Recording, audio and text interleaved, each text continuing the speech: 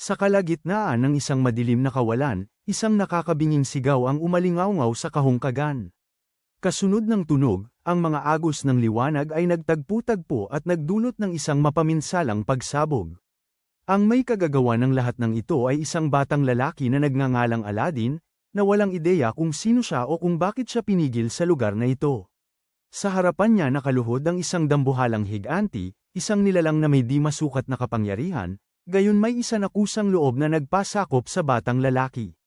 Sa kasamaang palad, hindi masabi ng higanti kay Aladdin kung sino siya, kung ano ang ibig sabihin ng kanyang pangalan, o kung bakit siya naroroon, ngunit sa kapangyarihang taglay niya, si Hugo ay makapagbibigay kay Aladdin ng isang kahilingan, upang maging ang Panginoon ng buong universo na may ganap na kapangyarihan, ang magkaroon ng walang katapusang kayamanan at yaman na hindi maiisip, o ang mapagkalooban ng walang hanggang buhay na hindi magtatapos. Ano man ang naisin ni Aladdin, kayang gawing totoo ni Hugo. Lahat ng iyon ay labis na nakakatukso, ngunit hindi pinansin ni Aladdin ang alinman sa mga ito at iba ang buong pinili. Lumipat sa ibang lugar, sa isang mundo ng Edad Medya kung saan ang agwat ng klase ay malupit na mahigpit, kung saan ang mayayaman ay nabuhay sa karangyan habang ang iba naman ay nagpakahirap sa buong buhay nila nang hindi kailanman nakatikim ng kalayaan.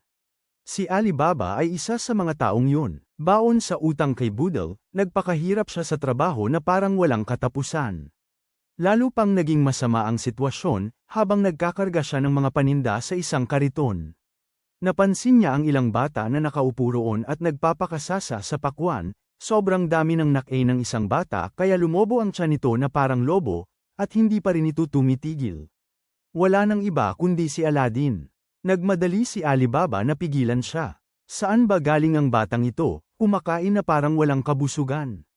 Gusto na sana niyang pagbuhatan ng kamay ang bata para mailabas ang kanyang matinding pagkadismaya, ngunit dumating na si Boodle sa labas. Gustong siyasatin ni Boodle ang kargamento. Pilit na itinago ni Alibaba ang mga kalahating kinain na pakwan sa loob, ngunit wala itong silbi. Si Aladdin, na walang kam-alay-malay sa sitwasyon, ay namataan ang malusog, kaakit-akit na dibdib ng dating amo at agad itong nilapitan upang hawakan, habang walang humpay sa pagbuhos ng papuri. Lubos nitong kinagalit si Boodle. Itinaboy niya si Aladdin at pinatumba si Alibaba sa lupa sa matinding kahihiyan. Hindi nakalaban si Alibaba at kinaya lamang ang lahat, isinusumpa ang kanyang malas. Nang gabing yun, hindi umalis si Aladdin kundi sinundan si Alibaba hanggang sa bahay nito at nilamon ang buong supply ng pagkain pang-emerhensya ng lalaki. Napakalaking pabigat. Bamantong hininga si Alibaba sa pagkabagot at bamulong na kailangan niya talagang sakupin ang isang dungeon sa lalong madaling panahon o mamamatay siya sa gutom. Nataas ang mga tainga ni Aladdin sa pagbanggit ng mga dungeon. Ang mga dungeon ay matataas na istruktura na misteryosong lumitaw mula sa kung saan 14 na taon na ang nakalipas. Sabi ng mga tao ay puno ang mga ito ng bundok ng ginto, pilak at kayamanan. Kung matagumpay mong masakop kahit isa lamang na dungeon, agad kang magiging pinakamayaman na tao sa mundo. Bukod pa rito, ayon sa mga sabi-sabi, ang mga dungeon ay naglalaman din ng mga mistikong artepakto na hindi ka panipaniwala ang mahikang kapangyarihan. Kung makakamit mo kahit isa lang, magbabago ang buong buhay mo magpakailanman. Nagliwanag ang mga mata ni Aladdin nang marinig ito, ngunit oras na ng pagtulog at wala nang sinabi pa si Alibaba bago tuluyang makatulog agad-agad. Hindi na rin nagtanong si Aladdin at nanatili na lang na nakahiga. Kinaumagahan, hindi magising si Aladdin, kaya wala nang pagpipilian si Alibaba kundi itinulak siya palabas ng pinto na parang bola ng baseball. Aktwal na pang-aabuso sa bata iyon. Magkasama silang naglakad sa mga kalye. Si Alibaba naman ay patuloy na nangangarap na masakop ang isang piitan, makakuha ng bundok ng ginto, at kapag maaari ng imbitahan ng mga magaganda at may malaking dibdib na babae sa kanyang bahay para sa masayang oras. Si Aladdin ay bata pa ngunit walang hiya, labis na nahuhumaling sa isang babae na sumasayaw sa kalye. Habang masiglang tumatalon, si Aladdin ay nabangga ang isang babae na may dalang basket ng mga lemon sa kanyang ulo. Ang salpukan ay nagpadapa sa ilang lemon sa lupa. Ang kanyang kagandahan ay nagpasabay sa kanila na nais na tumulong, ngunit siya ay nakapulot na ng mga lemon at umalis na. Nang mga sandaling yun, napansin ni Aladdin ang mga tanikala na mahigpit na nakakadena sa kanyang mga bukong-bukong. Si Alibaba ay napansin din ito at ipinaliwanag. Ang kanilang kapalaran ay nasa kamay ng iba, buhay ngayon at patay bukas. Napansin ng dalaga na may nakakita sa kanyang mga tanikala at, sa kahihiyan, sinubukan niyang hilahin ang palda pababa upang takpan ang mga ito, dahilan upang mahulog ang buong basket ng lemon na nasa kanyang ulo. Nilapitan siya ni Aladdin, tumugtog ng isang notes sa kanyang flauta, at biglang naputol ang mga tanikala. Malaya ka na ngayon, binibini. Ngunit sa halip na magdiwang, lahat ng nasa paligid nila ay natigilan sa takot. Ang pagnanakaw ng alipin ay isang krimen na may parusang kamatayan. Bago pa man makapagpaliwanag si Alibaba, dumating na si Butel. Hindi niya alam kung paano nagawa ng dalawa na masira ang mga tanikala, ngunit wala siyang pakialam. Siya'y gumalaw upang dakpin sila, at nilabas ng kanyang mga tanod ang kanilang mga sandata. Sa sandaling yun, muling tinugtog ni Aladdin ang kanyang flauta. Isang malaking kamay ang lumabas mula sa loob, umikot sa isang malawak na arko at pinagtabuyan ang mga tanod ni Butel, saka lumapag ng matindi mismo sa kinatatayuan ni Butel. Ang lakas ng pagtama ay nagpakawala ng malakas na bugso ng hangin na nagpatamba sa lahat. Hindi diretsahang napatay ng kamay si Butel, kundi lubos lang siyang natakot kaya nawalan siya ng malay. Nakita ni Alibaba ang mga sundalong papalapit sa malayo at hinawakan ang kamay ni Aladdin upang tumakas. Pagkatapos ng insidenteng yun, napagtanto ni Alibaba na isang salamangkero si Aladdin, kaya dinala niya ang bata sa isang lugar. Pinapangarap ng bawat lalaki at tinawag ang dalawang dilag na may magagandang figura at kaakit-akit na mga kurba para makasama ni Aladdin ng buong kasiyahan. Pagkatapos ay sinimulan niya itong suyuin na tuklasin ng isang lumang piitan ng magkasama. Gusto na rin namang pumunta doon si Aladdin, at dala ng kasiyahan ay agad siyang pumayag. Huminga si Alibaba ng maluwag at tumawag ng mas marami pang babae para sa sarili. Nakagimbal sa kanya, ang dumating ay isang malaki, maskuladong babae na may umbok na mga biceps at magaspang, walang emosyong mukha na hindi naiiba sa mukha ng isang lalaki. Matapos ang kanyang masiglang serbisyo, si Alibaba ay paika-ikang lumabas ng establishmento na mukha siyang kaluluwa ay umalis sa kanyang katawan. Tamang-tama, muling sinundan sila ni Butel. Upang maiwasan ang lalong paglala ng sitwasyon, nagpa siya ang dalawa na bumalik sa pagtatrabaho para sa matabang lalaki. Tignan mo lang ang mukha ni Alibaba. Nakakaawa, di ba? Sa pagkakataong ito, ang trabaho nila ay maghatid ng alak. Lubhang delikado ito dahil isang halimaw na mahilig sa alak ang sumikop sa daanan na kailangan nilang lakbayin.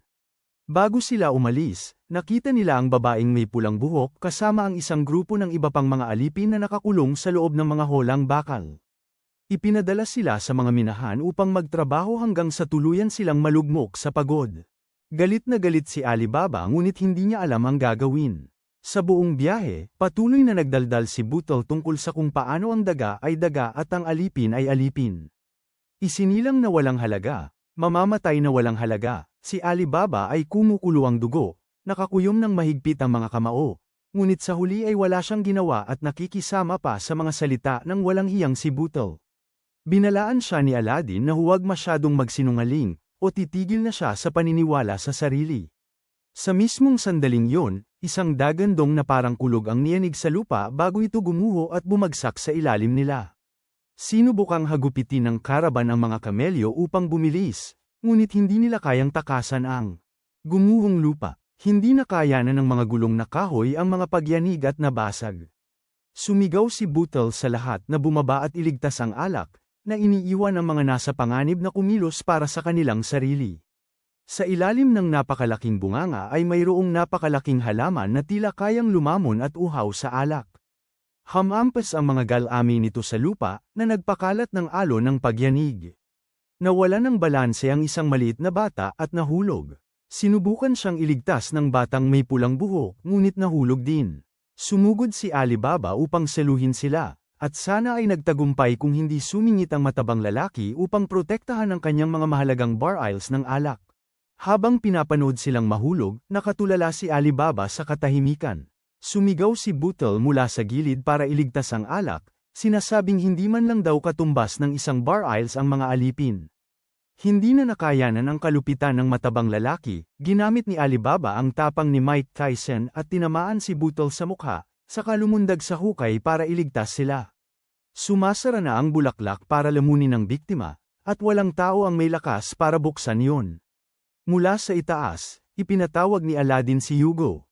Dahil sa higanti, nagawa ni Alibaba na ihagis ang isang banga ng alak sa loob, na nagpahina sa bulaklak. Sapat para mahawakan niya ang kamay ng dalagang may pulang buhok. Ngunit hindi sapat ang isang banga. Hinayla niya silang dalawa ng buong lakas, itinulak ang sarili ng mas malalim sa loob habang ginagawa ito. Kahit nahaharap sa kamatayan, walang pinagsisisihan si Alibaba. Hindi na niya kailangan pang magsinungaling o tingnan ang mukha ng matabang lalaking iyon kailanman. Nang makita ito mula sa itaas, inalis ni Aladdin ang kanyang turbante. Sa kanyang utos, nito'y tinipon ang natitirang bar aisles ng alak, lumipad sa kalawakan, at ibinagsak ang lahat ng ito sa halaman na kumakain ng tao. Lasing sa alak, niluwagan ng bulaklak ang pagkakakapit nito at pinakawalan si Alibaba. Alibaba ay labis na nagalak na buhay pa siya, ngunit si Butel ay sumisigaw sa galit dahil sa kanyang sirang paninda. Ngunit hindi na yun mahalaga, dahil walang kahirap-hirap na dinala sila ni Hugo palayo sa pinangyarihan. Inabot sila ng buong araw para marating ang piitan ni Aman. Kahit palaging nangangarap na lupigin ang isang piitan at baguhin ang kanyang kapalaran, habang nakatayo sa harap nitong bitag ng kamatayan na lumulunok ng mga tao ng buo, nag-alinlangan pa rin si Alibaba. Hinarap niya si Aladdin at tinanong kung gusto nitong magbago ng isip. Ito na ang huling pagkakataon, ngunit mukhang hindi maganda ang kalagayan ni Aladdin. Ang buong katawan niya ay tila malabo at hindi nakapokus, at sa halip na sumagot, siya ay bumagsak. At itinulak si Alibaba sa tarangkahan. Pagdaan sa harang, sila ay bumulusok pababa sa isang mahaba, walang katapusang lagusan ng buhangin. Pagkatapos, nakita nila ang kanilang sarili na nakatayo sa harap ng isang malawak, walang hanggang espasyo na kasinlawak ng universo mismo. Sa harap ng kanilang mga mata ay isang makalangit na globo na pinagtagpi-tagpi ng di mabilang na sinag ng liwanag. Direkta itong sumikat sa mukha ni Alibaba, lubos siyang nasilaw. Nang muli niyang idilat ang kanyang mga mata, nakita niya ang kanyang sarili sa loob ng isang kuweba. Sa ibaba ay tubig na hinaluan ng isang kakaibang itim na likido. Agad na kumilos si Alibaba, nagmadali patungo sa tabi ni Aladdin, binuhat siya, at mabilis na tumakbo patungo sa ang labasan. Sa mismong sandaling yon, biglang sumiklab ang apoy. Dinampian ang itim na likido at nagliyab ng matindi sa ibabaw ng tubig. Alam ni Alibaba na ang itim na substansyang kakikita niya lang ay mas madaling magliyab pa kaysa langis, kaya tumatakbo siya para sa kanyang buhay. Kunti pang kabagalan, at ang kanyang likuran ay masusunog ng matindi. Matapos maglibot ng ilang sandali, kinailangan nilang muling kumari pa ng takbo dahil isang malaking bato ang gumugulong papalapit sa kanila mula sa likuran, sa pakiramdam nila ay hindi nila ito matatakasan. Tinawag ni Aladdin si Hugo para buhatin silang dalawa. Ang malaking bato ay gamulong papunta sa tulay, dinurog ito bago huminto. Pagkatapos ay tumalon si Hugo sa kailaliman at bumalik sa plauta. Si Alibaba ay pasasalamat na sana kay Aladdin sa pagliligtas ng kanyang buhay nang mapansin niyang ang bata ay lubos na ubos ang bawat huling hibla ng lakas. Ang pagtawag kay Hugo ay hindi bagay na basta na lamang magagawa ni Aladdin. Bawat pagtawag ay kumakain ng bahagi ng kanyang stamina at nag-iiwan sa kanya na labis na nagugutom.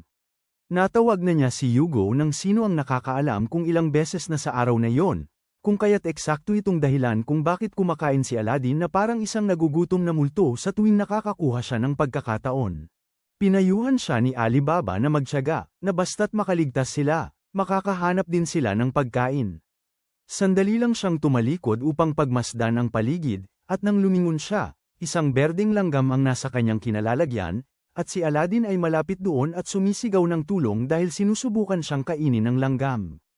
Hindi nag-atubili si Alibaba at iniligtas si Aladdin mula sa bibig nito. Napapaligiran sila ng kawan ng mga langgam. Naglabas si Alibaba ng isang maliit na bal-araw at hinarap ang mga ito. Sa lahat ng oras na ito, akala ng lahat ay isa lang siyang walang silbing bob arrow. Ngunit nang sumugod ang mga langgam, umiwas si Alibaba ng napakabilis at bumawi ng may nakamamatay na pagkatumpak.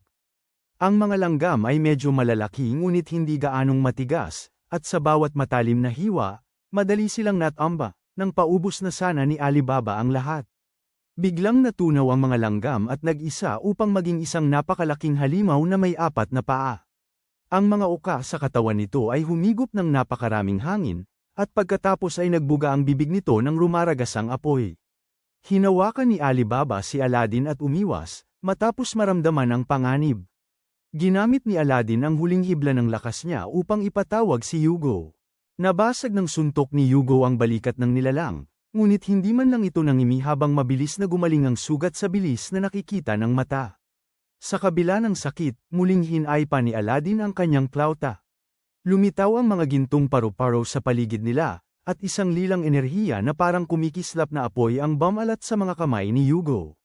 Nang magbuga ng apoy ang halimaw, sinalo ito ni Hugo gamit ang kanyang mga kamay. Pagkatapos ay pinagsama niya ang dalawang kamao at ibinagsak ang mga ito ng buong lakas.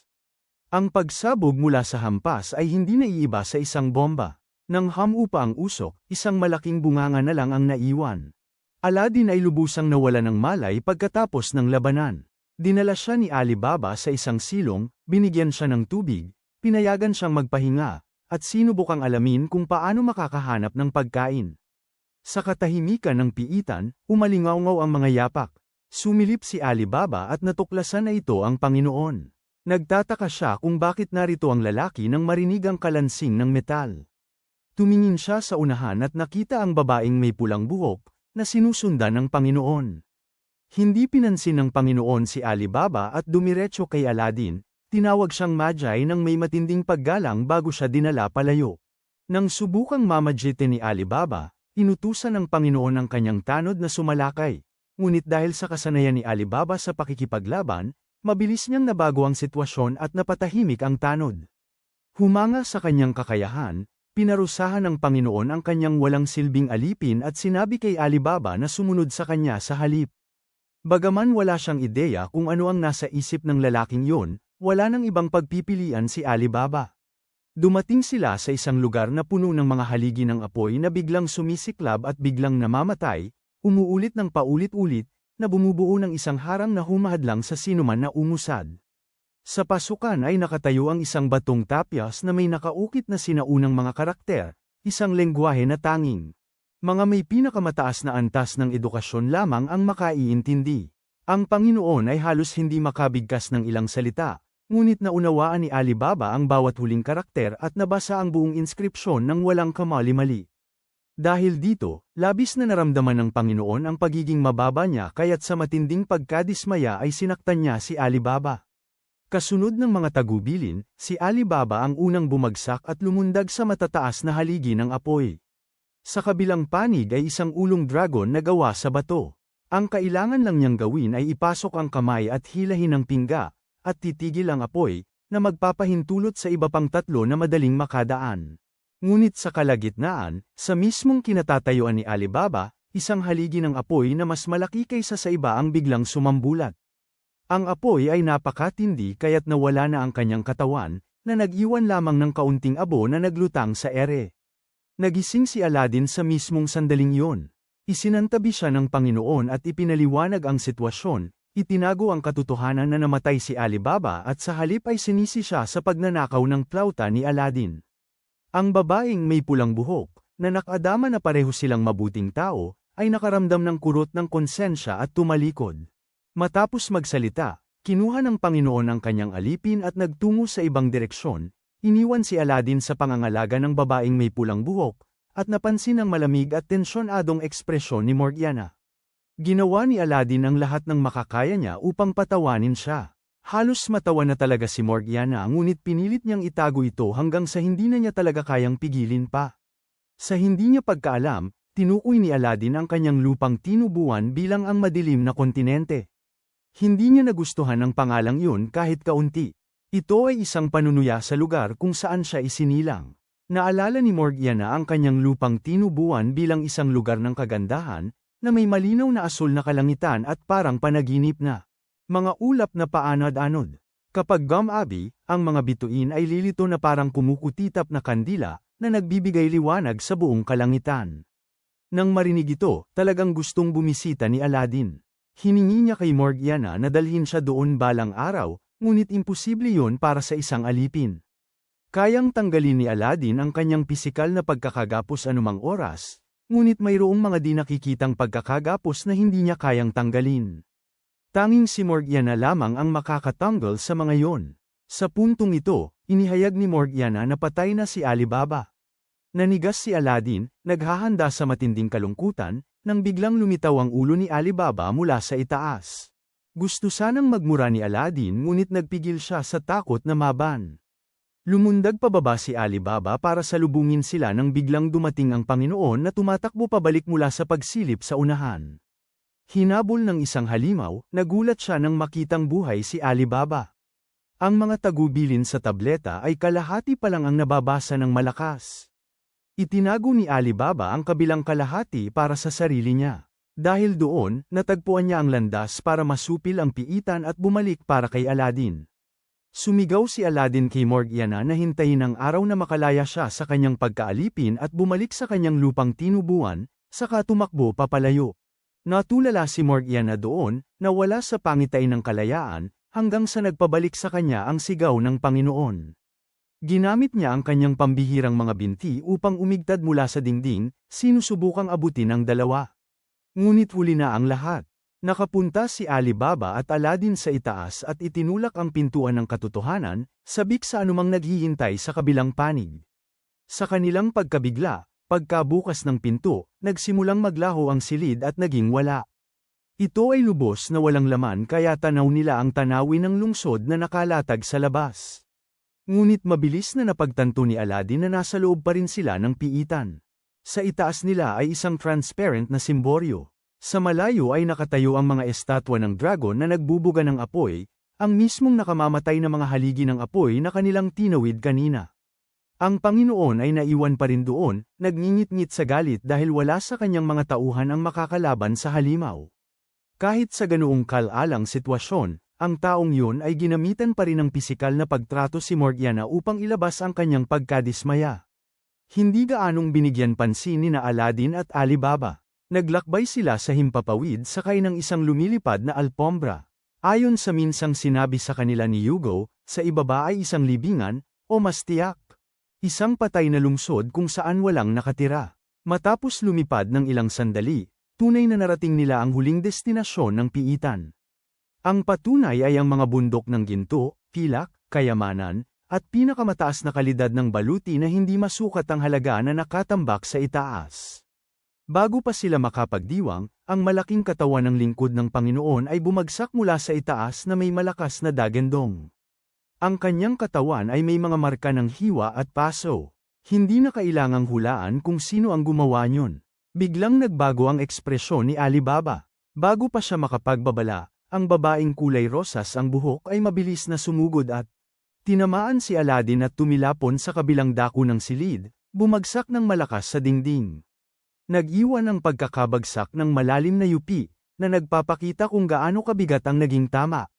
Dumating din ang Panginoon. Ipinadala niya si Morgiana upang bantayan si Aladdin, habang siya naman ay nanatili upang harapin si Alibaba. Matapos pagdaanan ang matinding pagsubok sa piitan, naramdaman ng Panginoon na karapat-dapat mamatay si Alibaba. Bakit kailangang pagdaanan ng isang taong may marangal na katayuan ang gayong mahirap na paglalakbay habang ang hamak na karaniwang tao na ito ay hindi? Napatingin ng blanko si Alibaba sandali. Anong biro? Ito ay isang piitan, isang lugar kung saan ang buhay at kamatayan ay nakatago sa bawat sulok ng hindi pinipili. Sa pagitan ng maharlika at karaniwang tao. Kung hindi mo kaya, umuwi ka na lang sa iyong nanay, munting prinsipe. Ang insultong ito ay lubos na ikinagalit ng Panginoon, kaya't sumugod siya upang lumaban. Ngunit hindi man lang natinag si Alibaba at binunot niya ang kanyang espada para lumaban. Lubos na kumpiyansa ang Panginoon sa kanyang husay sa paggamit ng espada. Sapagkat sinanay siya ng isang maestro. Paano naman siya matatalo ng isang karaniwang tao? Mas malakas pa sa isang tagapagbalita ng bayan ang kanyang pagmamayabang, ngunit sa tunay na labanan ay hindi niya man lang mahipo si Alibaba. Sa paningin ni Alibaba, ang husay sa espada na ipinagmamalaki ng Panginoon ay wala ng iba kundi isang pusa na kumakamot sa hangin, puno ng mga bukas at madaling samantalahin. Sa maikling panahon, lubos na hawak ni Alibaba ang Panginoon at nasa kanyang awa, at maaari niyang wakasan ang buhay nito anumang sandali. Ngunit pagkatapos ay tinawag ng Panginoon si Morgiana. Akala ni Alibaba ay walang paraan para marating niya ang layo na yun sa takdang oras. Ngunit dumating si Morgiana sa hindi kapani-paniwalang bilis. Halos hindi nakaiwas si Alibaba sa oras at umatras upang manatili sa kanyang posisyon. Hindi niya maintindihan kung paano ang isang mandirigma na kasing lakas nito ay matatanggap ang pagiging isang alipin. Ito ay isang piitan. Kung pababayaan niya ang Panginoon dito, hindi siya haharap sa anumang kaparusahan. Morgiana nakinig at lumakad pasulong na parabang naantig ng kanyang mga salita, pagkatapos ay hinawakan ang kamay ni Alibaba at ibinalya siya sa dingding. Ang pagkabagsak ang tuluyang nagpawala sa kakayahan niyang lumaban, naiwan siyang walang kalaban-laban sa lupa. Ang Panginoon ay nagdiwang ngayong kontrolado na niya ang lahat, pagkatapos ay inutusan si Morgiana na patayin si Alibaba. Nagatubili siya sandali, dahil ito ang magiging unang beses na kukuha siya ng buhay.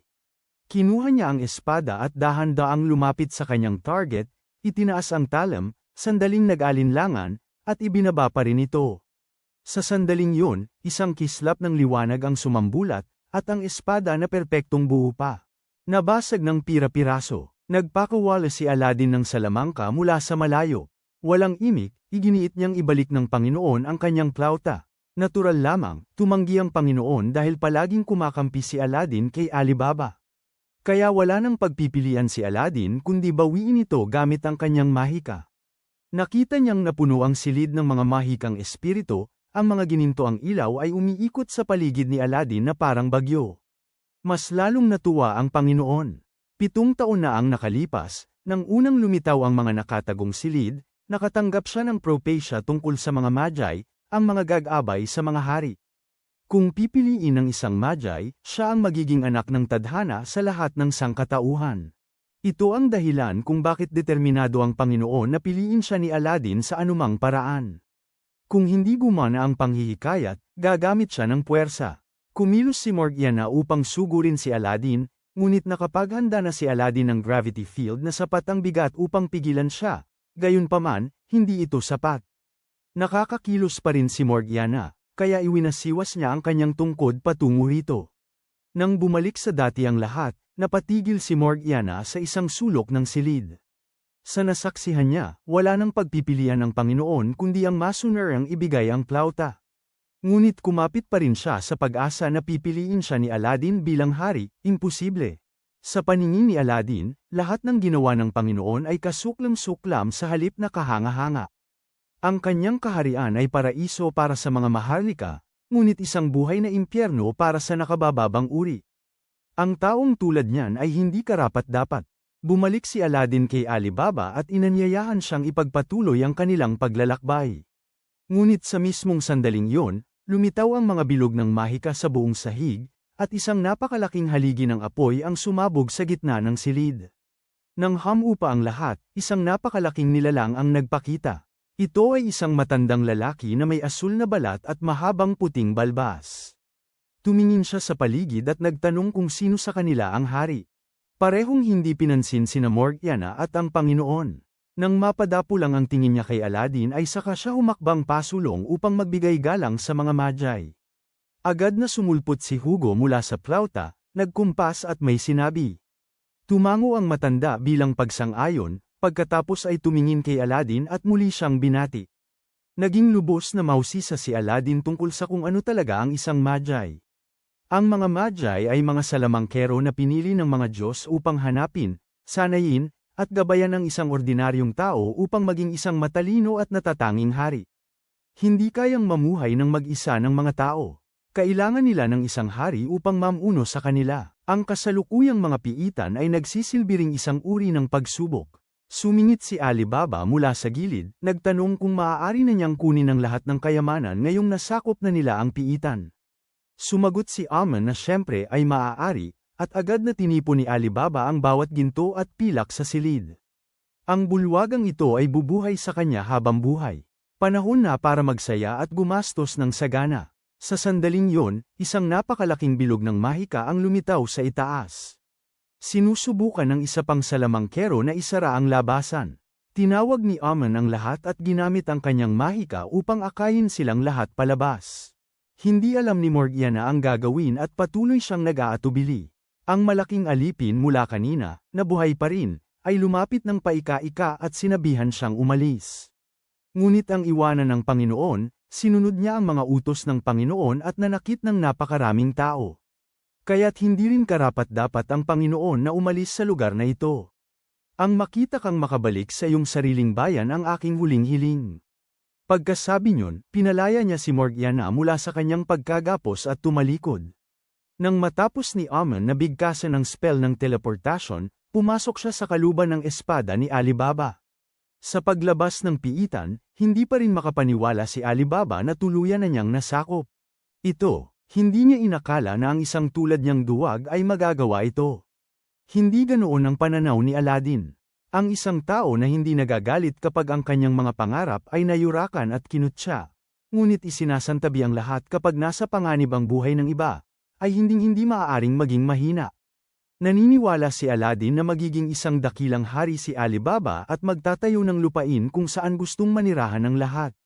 Dito nagtapos ang kanilang paglalakbay ng magkasama.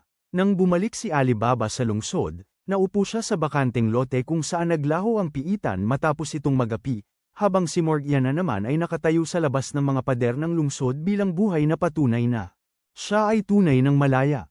Nang makamit ni Alibaba ang kanyang kayamanan ng ginto at pilak, sa halip na habulin ang mga babae tulad ng inaasahan ng lahat, nagpasya siyang gamitin ang bawat huling barya upang palayain ang mga alipin. Tunay itong isang marangal na gawa, at ang lahat ay nagpasalamat sa kanya. Maging si Morgiana ay nakaramdam din ng ganoon. Sa halip na bumalik sa kanyang sariling bayan, bumalik siya upang itanong kung kailangan ni Alibaba ang kanyang tulong sa anumang bagay. Hindi niya alam kung ano ang idudulot ng hinaharap, ngunit ipagpapatuloy niya ang kanyang paglalakbay ng pagtuklas at sa huli ay matagpuan si Aladdin, na nawawala. Tungkol naman kay Aladdin, siya ay nadala sa isang lugar na maging siya ay hindi niya makilala. Sa kabutihang palad, nang magising siya ay natagpuan niya ang kanyang sarili sa isang malinis na tolda, kasama ang isang mabait na matandang babae na nag-aalaga sa kanya. Siya ay isang inapo ng isa sa mga pinakamakapangyarihang tribong Nomadaiko sa kasaysayan at kasalukuyan siyang nagsisilbing pinuno nila. Ang pangalan niya ay Chajin. Tinawag niya si Aladdin na anak ng rock, ang mga gininto ang nilalang na parang paru-paro. Sila ay mga nilalang na maamo at mapagkaloob, at ang katotohanang napapaligiran si Aladdin ng mga ito ay nagpakita na siya ay isang tunay na mabuting tao, na nagbigay kay Chajin ng napakagandang impresyon. Namangha si Aladdin na may iba pa maliban sa kanya ang nakakakita sa mga nilalang na ito. Ang rock ay ang tahanan ng mga kaluluwa. Kapag namatay ang sinumang nabubuhay na nilalang, ang kaluluwa nito ay gumagala sa mundo, at sa halip na gumala ng walang matutuluyan, sila ay nagbabalik sa rock at nagiging mapayapang nilalang. Habang pinag-uusapan ng dalawa ang rock, may dumating sa labas upang ipahayag na nakabalik na ang mga taga-Manman. Ganito ang sitwasyon. Ang imperyo ng Ku ay nasa yugto ng agresibong pagpapalawak ng teritoryo. Maraming tribo na lumaban sa kanila ang natalo, ang kanilang mga lupain ay inagaw at ang kanilang mga kaugalian ay binura. Ngunit sa kabila ng lahat ng ito, ang tribong Kuva ay tumangging sumuko. Sa loob ng maraming siglo, sila ay lumaban at pinigilan ang pagsulong ng imperyo. Sa pagkakataong ito, gagawin din ng buong tribo ang gayon upang protektahan ang lupain ng kanilang mga ninuno. Sumunod ay ang mga araw na inilagi ni Aladdin sa piling at pakikisalamuha sa tribong Kuva. Laging nasa tabi niya si Chajin, ipinapaliwanag ang paraan ng pamumuhay ng tribo. Kadalasan sa gabi, kumakain, umiinom at umaawit sila ng magkasama. Bawat miyembro ng tribo ay itinuturing na pamilya ang isa't isa. Iyon ang susi sa pagpapatuloy ng tribong Kuva sa loob ng mga henerasyon ng hindi inaasahang pagbangon at pagbagsak. Kinabukasan, nagsimulang magdala ng mga espada sa kanilang likod ang mga kabataang lalaki ng tribo. Ito ay isang malinaw na palatandaan na paparating na ang digmaan. Pinanood ng mga babae ng may pag-aalala at nagdasal na sana'y hindi ito dumating. Kung hindi, ang mapayapa at masayang buhay na ito ay maaaring hindi na bumalik. Sa mismong sandaling yon, sinubukan ni Aladdin magpasikat sa pagsakay sa kabayo, ngunit natanggal sa pagkakasakay at lumipad pasulong. Ang tanging nagawa niya ay sumigaw ng walang magawa. Nakita ito ni Dalji at mabilis na lumapit upang tumulong. Ngunit isang babae na may maringal at magandang kasuutan ang nauna roon at nasalo si Aladdin. Nang makita nila ang kanyang mukha, napagtanto ng lahat sa tribo na siya ay isang estranghero. Ipinakilala niya ang kanyang sarili bilang Ren, isang prinsesa ng Imperyong Ko. Upang makipag-ayos sa kanilang pagsuko, matagal nang pinangarap ng imperyo ang pagkakaisa ng ang buong mundo at napagdesisyonan nilang magsimula sa malalawak na damuhan. Nagpakilala si Ren bilang isang taong may mabuting kalooban na ayaw ng labanan. Ngunit hindi opsyon ang pagsuko para sa mga kuga. Habang tumitindi ang tensyon, isang babae mula sa tribo ay naglabas ng gatas para ialay sa prinsesa. Ang aroganteng bantay sa tabi ni Ren ay itinulak ang babae Pat Amba. Tinawag itong maruming latak na hindi pwedeng inumin. Dapat ay magpasalamat kayo at dumating kami para hanguin kayo sa kapit-kabit na dumi ng kabayo na ginugulungan niyo araw-araw. Hindi napigilan ni Dalji ang galit niya at hinugot ang kanyang talam, at humataw ng diretso sa lalaki. Sa kabutihang palad, may pumihil sa kanya. Kung ikinamatay ng bantay ang hampas na yon, ito ay magiging deklarasyon ng digmaan. Nang mapansin ni Ren na lumalala ang sitwasyon, inutusan niya ang kanyang grupo na umurong. Nang gabing yon, hinanap ni Aladdin ang prinsesa para mag-usap. Hindi niya itinago ang kanyang natatanging katangian at direktang tinanong si Ren kung ano ang balak niyang gawin at kung plano niyang magsimula ng digmaan. Agad namang sumagot ang prinsesa ng hindi. Ang pagkakaisa sa pamamagitan ng kapayapaan ay laging mas buo kaysa sa digmaan at kalupitan. Kaya naman, hahanapin niya ang lahat ng posibleng paraan upang hikayatin ang mga kuga na makipagkompromiso sa halip na lumaban. May magandang balita si Aladdin at gusto niyang bumalik para talakayin ito kay Chajin. Ngunit ng gabing yon, sumapit ang gulo sa kanilang nayon. Ang mga ito ay dinukot ang lahat ng dalagita at dinala sila palayo. Ang tribong kuga ay kilala sa kanilang kahusayan sa pakikipaglaban, at ang kanilang mga anak ay lubos na pinahahalagahan. Natanggap ng grupo ni Dalji ang balita at hinabol sila na parang hangin. Mula sa mga karwaheng hila ng kabayo, nagpakawala ng mga palaso ang mga kawal ng imperyo sa mga humahabol. Nahati ang grupo sa dalawang panig upang lumapit sa mga karwahe, nagpakawala ng mga palaso habang pinapanatili ang isang distansya na halos wala na laban sa ang mga mandirigma ng kapatagan. Nang makita ang asong yun ng imperyo, nais ni Dalji na wakasan ang kanyang buhay sa mismong lugar. Ngunit naalala niya ang mga salita ni Chajin. Kung mamatay man ang isa sa kanila, magkakaroon ng digmaan. Kaya't nagpigil siya. Kada rating lang ni Aladdin at tunay siyang nag-alala para sa kaligtasan ng lahat. Si Chajin naman ay hindi, dahil lubos siyang nagtitiwala sa mga mandirigma ng kanyang tribo. Sa halip, mas interesado siya sa pagkatao ni Aladdin. Ibang usapan ang mapalibutan ng rock, ngunit ang maging amo rin ng isang higanti. Para siyang isang magi ng alamat. Sa alamat ng kuga, ang isang magi ay isang kabataan na madalas lumilitaw sa mga humihinang tribo. At nagpahayag ng hamon upang lupigin ang mga tore. Ang sinumang makakalupig sa tore ang hari ng sangkatauhan. Sundin ninyo ang taong yon, at kayo'y mabubuhay at uunlad. Sa paningin ni Chajin, si Aladdin ay hindi naiiba sa mga magi ng alamat. Ngunit hindi niya gaanong pinagtuunan ng pansin, dahil para sa kanya, siya ay isang paslit lamang na pinulot niya sa kalsada. Nang sandaling yon, ang grupo ni Dalji ay nagbalik na nagwagi. Nagsindi sila ng apoy at muling nagtipon. Inihayag ni Chajin ang kanyang desisyon na sumuko sa imperyo, hindi dahil sa takot o kahinaan sa harap ng kanilang kapangyarihan. Bawat miyembro ng tribong kuga ay may responsibilidad at tungkulin na protektahan ito. Payapang buhay. Para sa kanya, ang mahalaga lamang ay makita ang mga bata na lamaking ligtas at malusog. Tila doon na magtatapos ang lahat. Ngunit nang mag-isa siya, isang pana ang humagibis sa dilim at binawian ng buhay si Chajin. Di nagtagal, nadiskubre ng iba na si Chajin ay inatake. Huminga pa siya kaya't mabilis siyang dinala ni Aladdin pabalik para gamutin. Kinabukasan, nagulantang ang buong tribo ng kuga, galit na galit dahil ang kanilang pinuno ay napatay. Ito ay isang lantad na pag-insulto at panunukso mula sa imperyo. Wala nang dahilan upang magpigil. Gusto nilang kunin ang kanilang mga espada at bigyan ng matinding parusa ang mga buhong na yon. Sinubukan ni Dalji na magsalita. Pinapaalalahanan sila na laging tutol si Chajin sa digmaan at tagapagtaguyod ng mapayapang pamumuhay. Ngunit ang naglalagablab na galit ay bumulag sa katwiran. Kinuha nila ang kanilang mga sandata at mabilis na tinawid ang kapatagan na parang hangin patungo sa kampo ng imperyo. Sa panig ng imperyo, nakatanggap din sila ng balita na inatake ang isa sa kanilang mga sundalo habang nagpapatrol, na may palaso na may tatak ng tribong kuga na natagpuan sa kanyang katawan. Ginamit ito ng taksil na kawaksi upang maghasik ng kaguluhan, pilit na itulak ang pagpapakilos ng hukbo at supalan. Ang kuga, ngunit hindi naniwala ang prinsesa sa ipinapakita. Ang tribong kuga ay nagpakita na ng higit pa sa sapat na kabutihang loob at kagustuhan para sa kapayapaan. Nais niyang personal na pumunta doon at kumpirmahin ang sitwasyon. Ang tagapayo ay naghihintay para mismo doon, prinsesa man o hindi. Hawak lang niya ang kanyang kasalukuyang posisyon salamat sa awa ng emperador. Ang trabaho niya rito ay bantayan siya.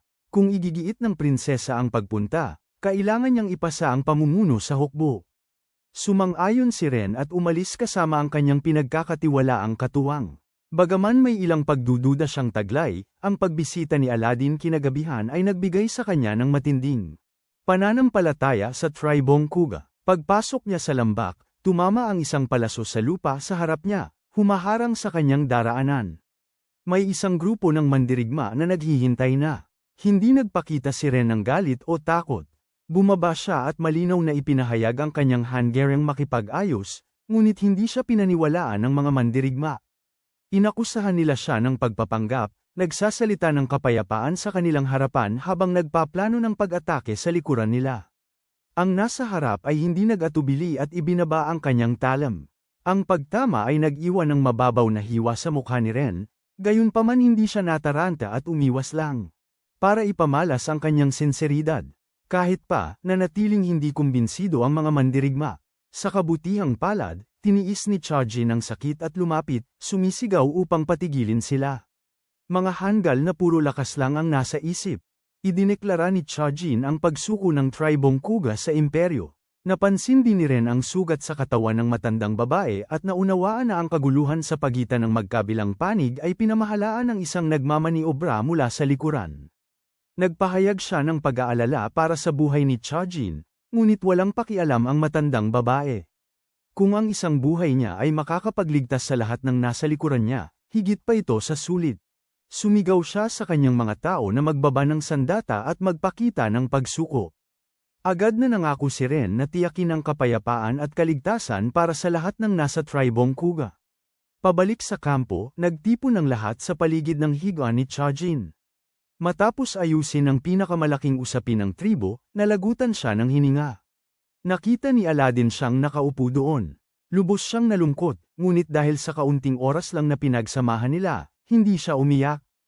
Tanging matapos ang kamatayan lamang tunay na nakita ni Chajin ang pagkakakilanlan ni Aladdin bilang isang magi. Kinausap niya siya ng mahinahon.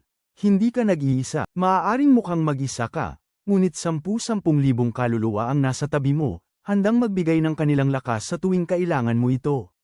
Mula ngayon, magiging ganoon din ako, nagiging bahagi ng iyong kapangyarihan. At kaya kinailangan ni Aladdin magpaalam sa isang lola na kanyang naging malapit. Kahit na hindi pa sila matagal na nagkakilala, habang pabalik sa kampo, lubos na batid ni Ren na sa pagkakataong ito ay marami siyang problemang kailangang harapin, lalo na ang supervisor na yon. Ngunit sa mismong sandaling yon, dumating siya kasama ang kanyang mga tropa. Nang makita siyang ligtas na nakabalik, halata ang pagkagulat niya. Ayon sa kanyang plano, dapat sana ay pinatay ng nagngangalit na mga mandirigmang kuga ang Imperial Princess. Pagkatapos ay gagamitin niya ang pagkukunwari ng paghihiganti para sa dalaga upang lipulin ang mga barbaro at tuluyang ubusin ang mga kuga. Bagaman hindi naging maayos ang kanyang plano, hindi siya nag-alala kahit kaunti. Ang pagpatay sa kanya ngayon at pagpaparatang ng sisi sa mga tao ni Chajin ay makakamit pa rin ang parehong resulta.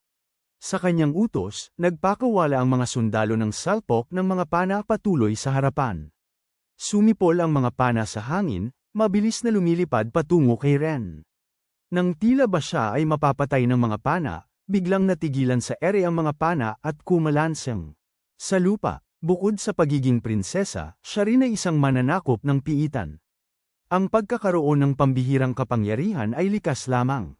Ang kanyang tagapaglingkod ay gumagamit din ng kapangyarihan ng hangin. Isang tabas lang ay sapat na upang mapigil ang isang buong pulutong ng umaatakeng sundalo. Sa likod nila, si Ren ay nakapasok sa kanyang anyong pandigma at nagsimulang magpatawag ng hangin na parang mga buhawi, na nagpapalipad sa mga sundalo. Bagamat marami na siyang naitaboy, ang mahiwagang enerhiya na nakaimbak sa kanyang banal na sisidlan ay halos naubos na.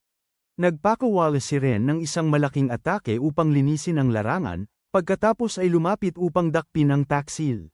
Tanging upang matanto ng may gulat na isang mas malaking hukbo pa ang nakatayo sa likuran niya. Matapos lumaban ng buong makakaya, nalupig si Ren at ang kanyang mga mandirigma. Napalibutan siya ng mga sundalo, nagpupumiglas ng buong pagtutol, nais ang isang huling paghaharap sa supervisor. Ang isang tulad niyang manloloko ay hindi kailanman lalaban ng patas. Nagpakitang tao siya na tinatanggap ang isang duelo, pagkatapos ay ipinata niya sa kanyang mga sundalo si Ren sa likod, na nagpaluhod kay Ren. Sa puntong ito nawala na siya ng pag-asa at naghahanda ng mamatay ng isang malakas na pagbagsak ang sumabog sa tabi niya. Nang mawala ang alikabok, nakatayo roon sina Yugo at Aladdin. Tinabig ni Yugo ang supervisor, kaya't ito'y pumagulong sa lupa na parang basahan. Tungkol naman sa lugar kung saan kakaganap lang ng pagsabog, walang sinumang nakaligtas. Talagang namangha si Ren sa batang nasa harap niya at tinanong kung sino ito. Sa pagkakataong ito, ipinahayag ni Aladdin ang kanyang sarili bilang isang magi. Hinawakan niya ang banal na sisidlan ni Ren, at mula rito ay lumitaw ang isa pang higanti. Lumitaw din si Yugo, nagkukumpas at nagtuturo tulad ng dati. Walang sinabi ang higanti ni Ren tungkol sa pagkakakilanlan ni Aladdin at sa halip ay nagbigay ng mas detalyadong pagpapakilala kay Ren, isa sa mga kandidato na sumikop ng piitan at nakakuha ng karapatang maging hari. Maikli lang ang pag-uusap, ngunit sa pamamagitan nito nalaman ni Aladdin na may iba pang magi bukod sa kanya.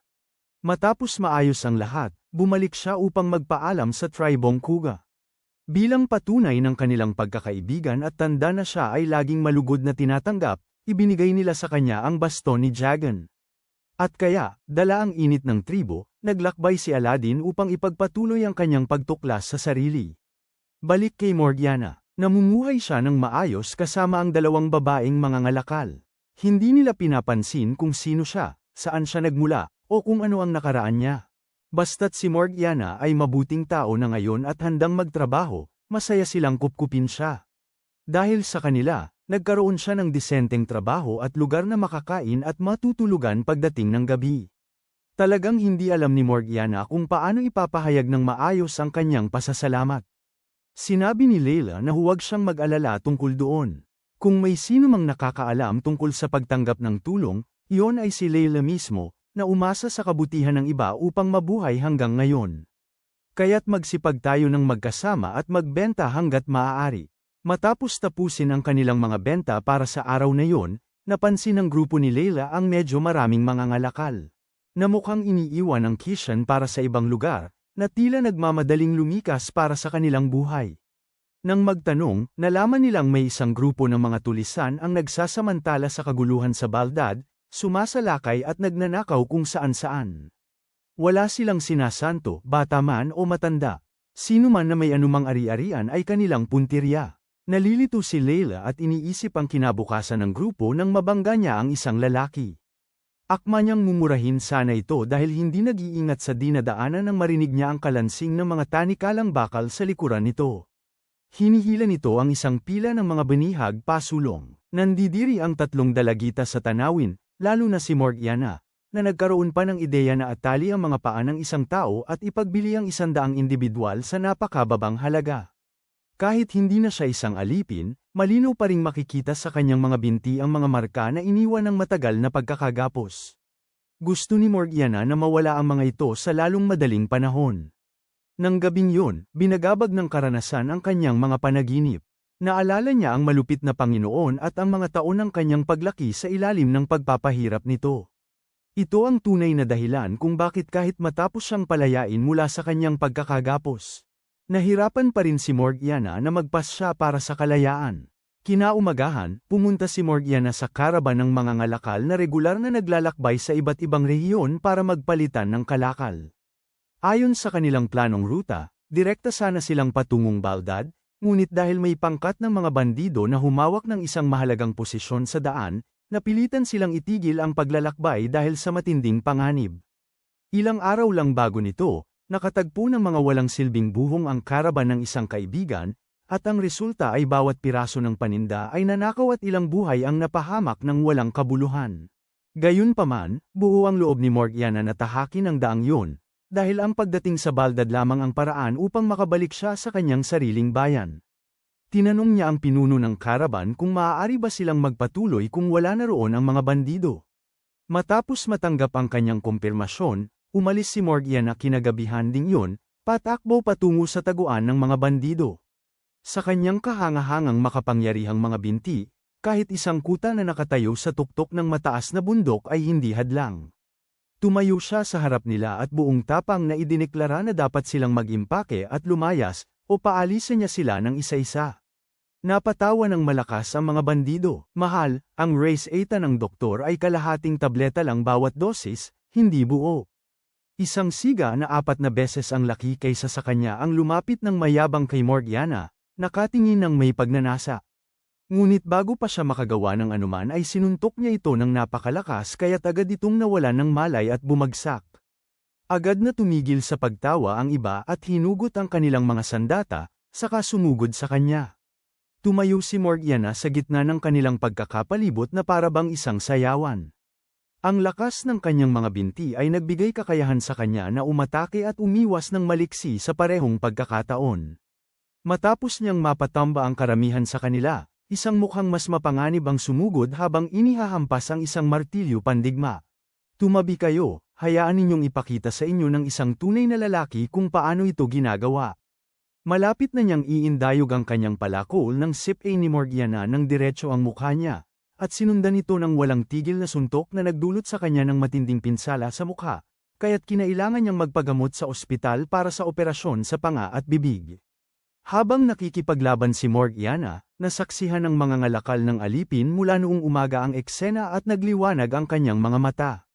Nakilala niya ito bilang miyembro ng pinakamabagsik na tribo ng mandirigma mula sa timog na kontinente at agad siyang nagpasya na dakpin siya. Isang uwak ang biglang sumugod pababa at inatake si Morgiana. Nakailag siya sa oras ngunit nagkaroon pa rin ng gallows. Nagpakita ang mga ngalakal ng alipin. Wala siyang ibang gusto kundi ang pagbayarin ng husto ang asong yun, ngunit hindi niya magawa. Ang gallows ay may maliit na dosis ng lason na nagpadilim sa kamalayan ni Morgiana bago siya tuluyang mawala ng malay. Nang magising siya, nakita niya ang isang mabigat na panga na nakakabit sa kanyang bukong-bukong. Sa tabi niya ay isang batang babae. Sa kaguluhan ng Baldad, nawala ng bata ang kanyang mga magulang at nakuha ng mga mangangalakal ng alipin. Walang ideya si Nasha kung anong kapalaran ang naghihintay sa kanya, kaya sinabi ni Morgiana sa bata ng eksakto kung anong paglaki.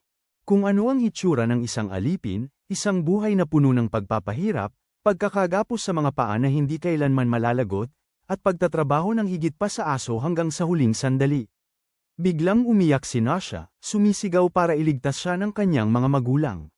Labis siyang natakot at ayaw niyang mabuhay ng ganoon. Naalala ni Morgiana na ganoon din ang kanyang naramdaman noong bata pa siya, takot at nagmamakaawa ng tulong. Ngunit walang nakarinig at walang nag-abot ng kamay. Niyakap niya si Nasha, huwag kang mag-alala, hindi ko hahayaang mangyari sa iyo ang parehong bagay. Kinabukasan, hindi makita ng grupo ni Layla si Morgiana kahit saan. Alam nilang tumungo siya sa Baldad at nakasagupa ang mga bandido, kaya dali-dali silang sumunod sa kanya. Ang mga mangangalakal, na tila sawa na rin sa mga tulisan, ay nagsama-sama at kinuha ang kanilang mga espada. Samantala, nagising si Morgiana upang matuklas ang si Nasha ay nilalagnat ng matindi. Tinawag niya ang mga mangangalakal ng alipin, iniisip na kahit papaano ay ililigtas nila ang dalagita, ngunit hindi, naubusan lang kami ng pagkain para sa mga hina, hipain ang batang yan sa kanila, para sa mga alipin na walang gaanong halaga. Masyadong sayang ang paggamot sa sakit, kaya ginagamit sila bilang pagkain para sa mga hayop na ibebenta. Habang bahagyang ibinababa ang lubid na humahawak kay Nasha, ang mga hina ay lumundag, nangangagat at nangangalmat sa dalaga. Tinapaktapakan ni Morgiana ang kanyang mga tanikala sinusubukang basagin ang mga ito, ngunit wala itong silbi. Sinabi ng mga ngalakal ng alipin na huwag na siyang mag-abala. Ang mga tanikalang iyon ay sadyang idinisenyo upang hindi mabasag, yun din ang naisip ni Morgiana. Ngunit sa mismong sandaling iyon, muling lumitaw ang mahiwagang mga espiritu, at umalingaw-ngaw ang boses ni Goltez. Sumuko ka na ba talaga, Morgiana? Naniniwala ka ba talaga na mananatili kang nakagapos sa mga tanikalang ito magpakailanman? Hindi ka katulad ko, hindi ka na pinipigilan ng sistema ng pang-aalipin. Sa sandaling matapos ang kanyang mga salita, naputol ang lubid na humahawak kay Nasha. Naglunsad si Morgiana sa ere, at nang bumagsak siya ay mariin niyang iniyapak ang paa sa metal. Hindi kinaya ng mga tanikala ang lakas at ito ay nagkahiwa-hiwalay. Biglang nagpakawala si Morgiana ng isang dumadagundong na ungol, at isang malakas na bugso ng hangin ang sumabog sa mismong sandaling iyon, na nagpatakbo sa parehong mga hina at tao sa takot. Agad na pinakawalan ng mga ngalakal ng alipin ang isang pangkat ng malalaking tigreng may ngiping sable para salakayin si Morgiana. Bawat isa sa kanila ay mabangis at nagbabanta, at si Morgiana lamang ay hindi man lang maging sapat para ipanglinis lang nila ng ngipin, huwag na lang ang lumaban. Ngunit nang sumugod si Morgiana, ang bawat sipa niya ay naging matinding dagok. Nagliparan ang mga pangil ng tigre, at ang kanilang malalaking katawan ay bumagsak sa lupa ng sunod-sunod, nasasaksihan ang tanawin. Walang nagawa ang mga tauhan ng mga ngalakal ng alipin kundi tumakbo. Lumundag siya sa harap nito at hiningi ang mga susi upang palayain ang mga taong nakaranas ng parehong masamang kapalaran tulad niya. Kabilang sa mga pinipigil ay ang mga magulang ni Nasha, at mas nakakagulat, naroon din si Aladdin.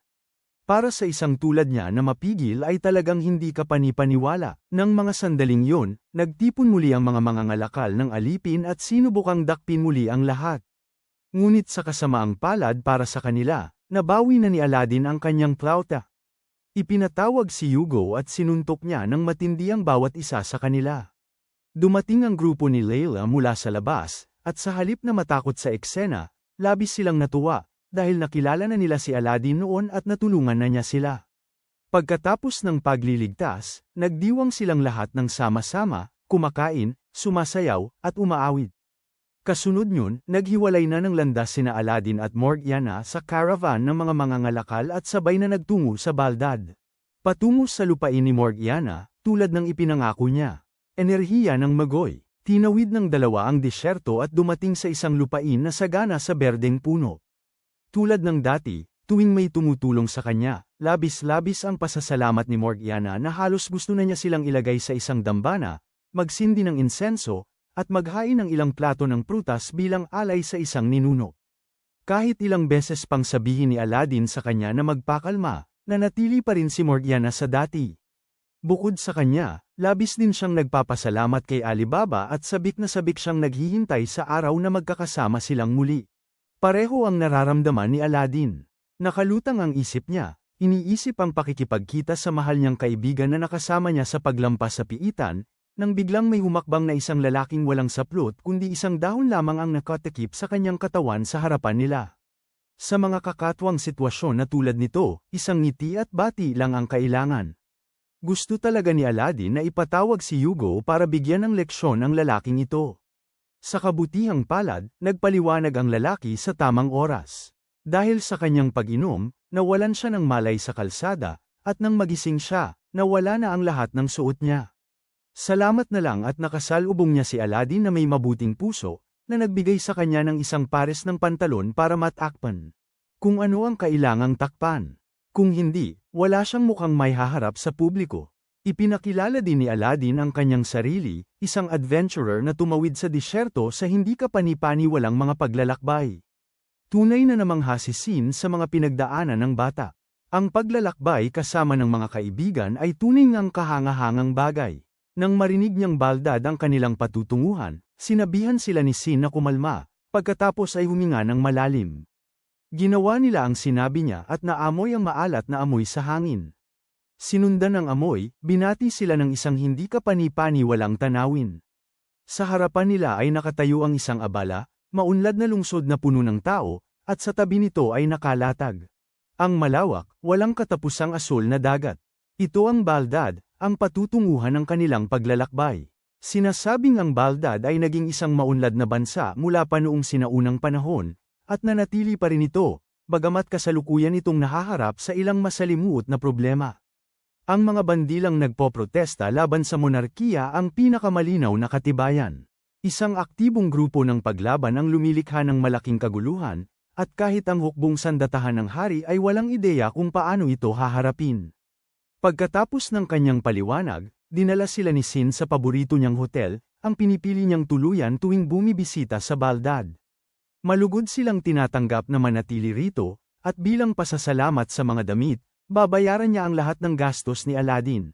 At ang mga gastusin ni Morgiana. Ngunit sa sandaling lumapit siya sa pasukan, hinarang ng mga security guard si Sin dahil sa kanyang kaina-hinalang itsura.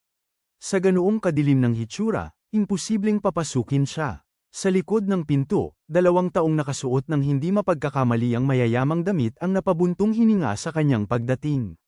Dito pala siya galing. Sino kaya ang alam kung saan na naman siya gumala para makalamang sa pagkakataong ito? Sa pamamagitan lamang ng kanilang garantiya ay pinayagan si Sin na makapasok sa loob upang magpahinga. Mayroon siyang kailangang gawin, kaya naghiwalay ang grupo. Habang iginagabay patungo sa kanilang silid, casual na nagtanong si Aladdin tungkol sa kung paano makasakay ng barkong patungong Timog. Normal na hindi iyon magiging mahirap, ngunit kamakailan ay may lumitaw na pangkat ng mga bandido na may kapangyarihang supernatural sa Baldad.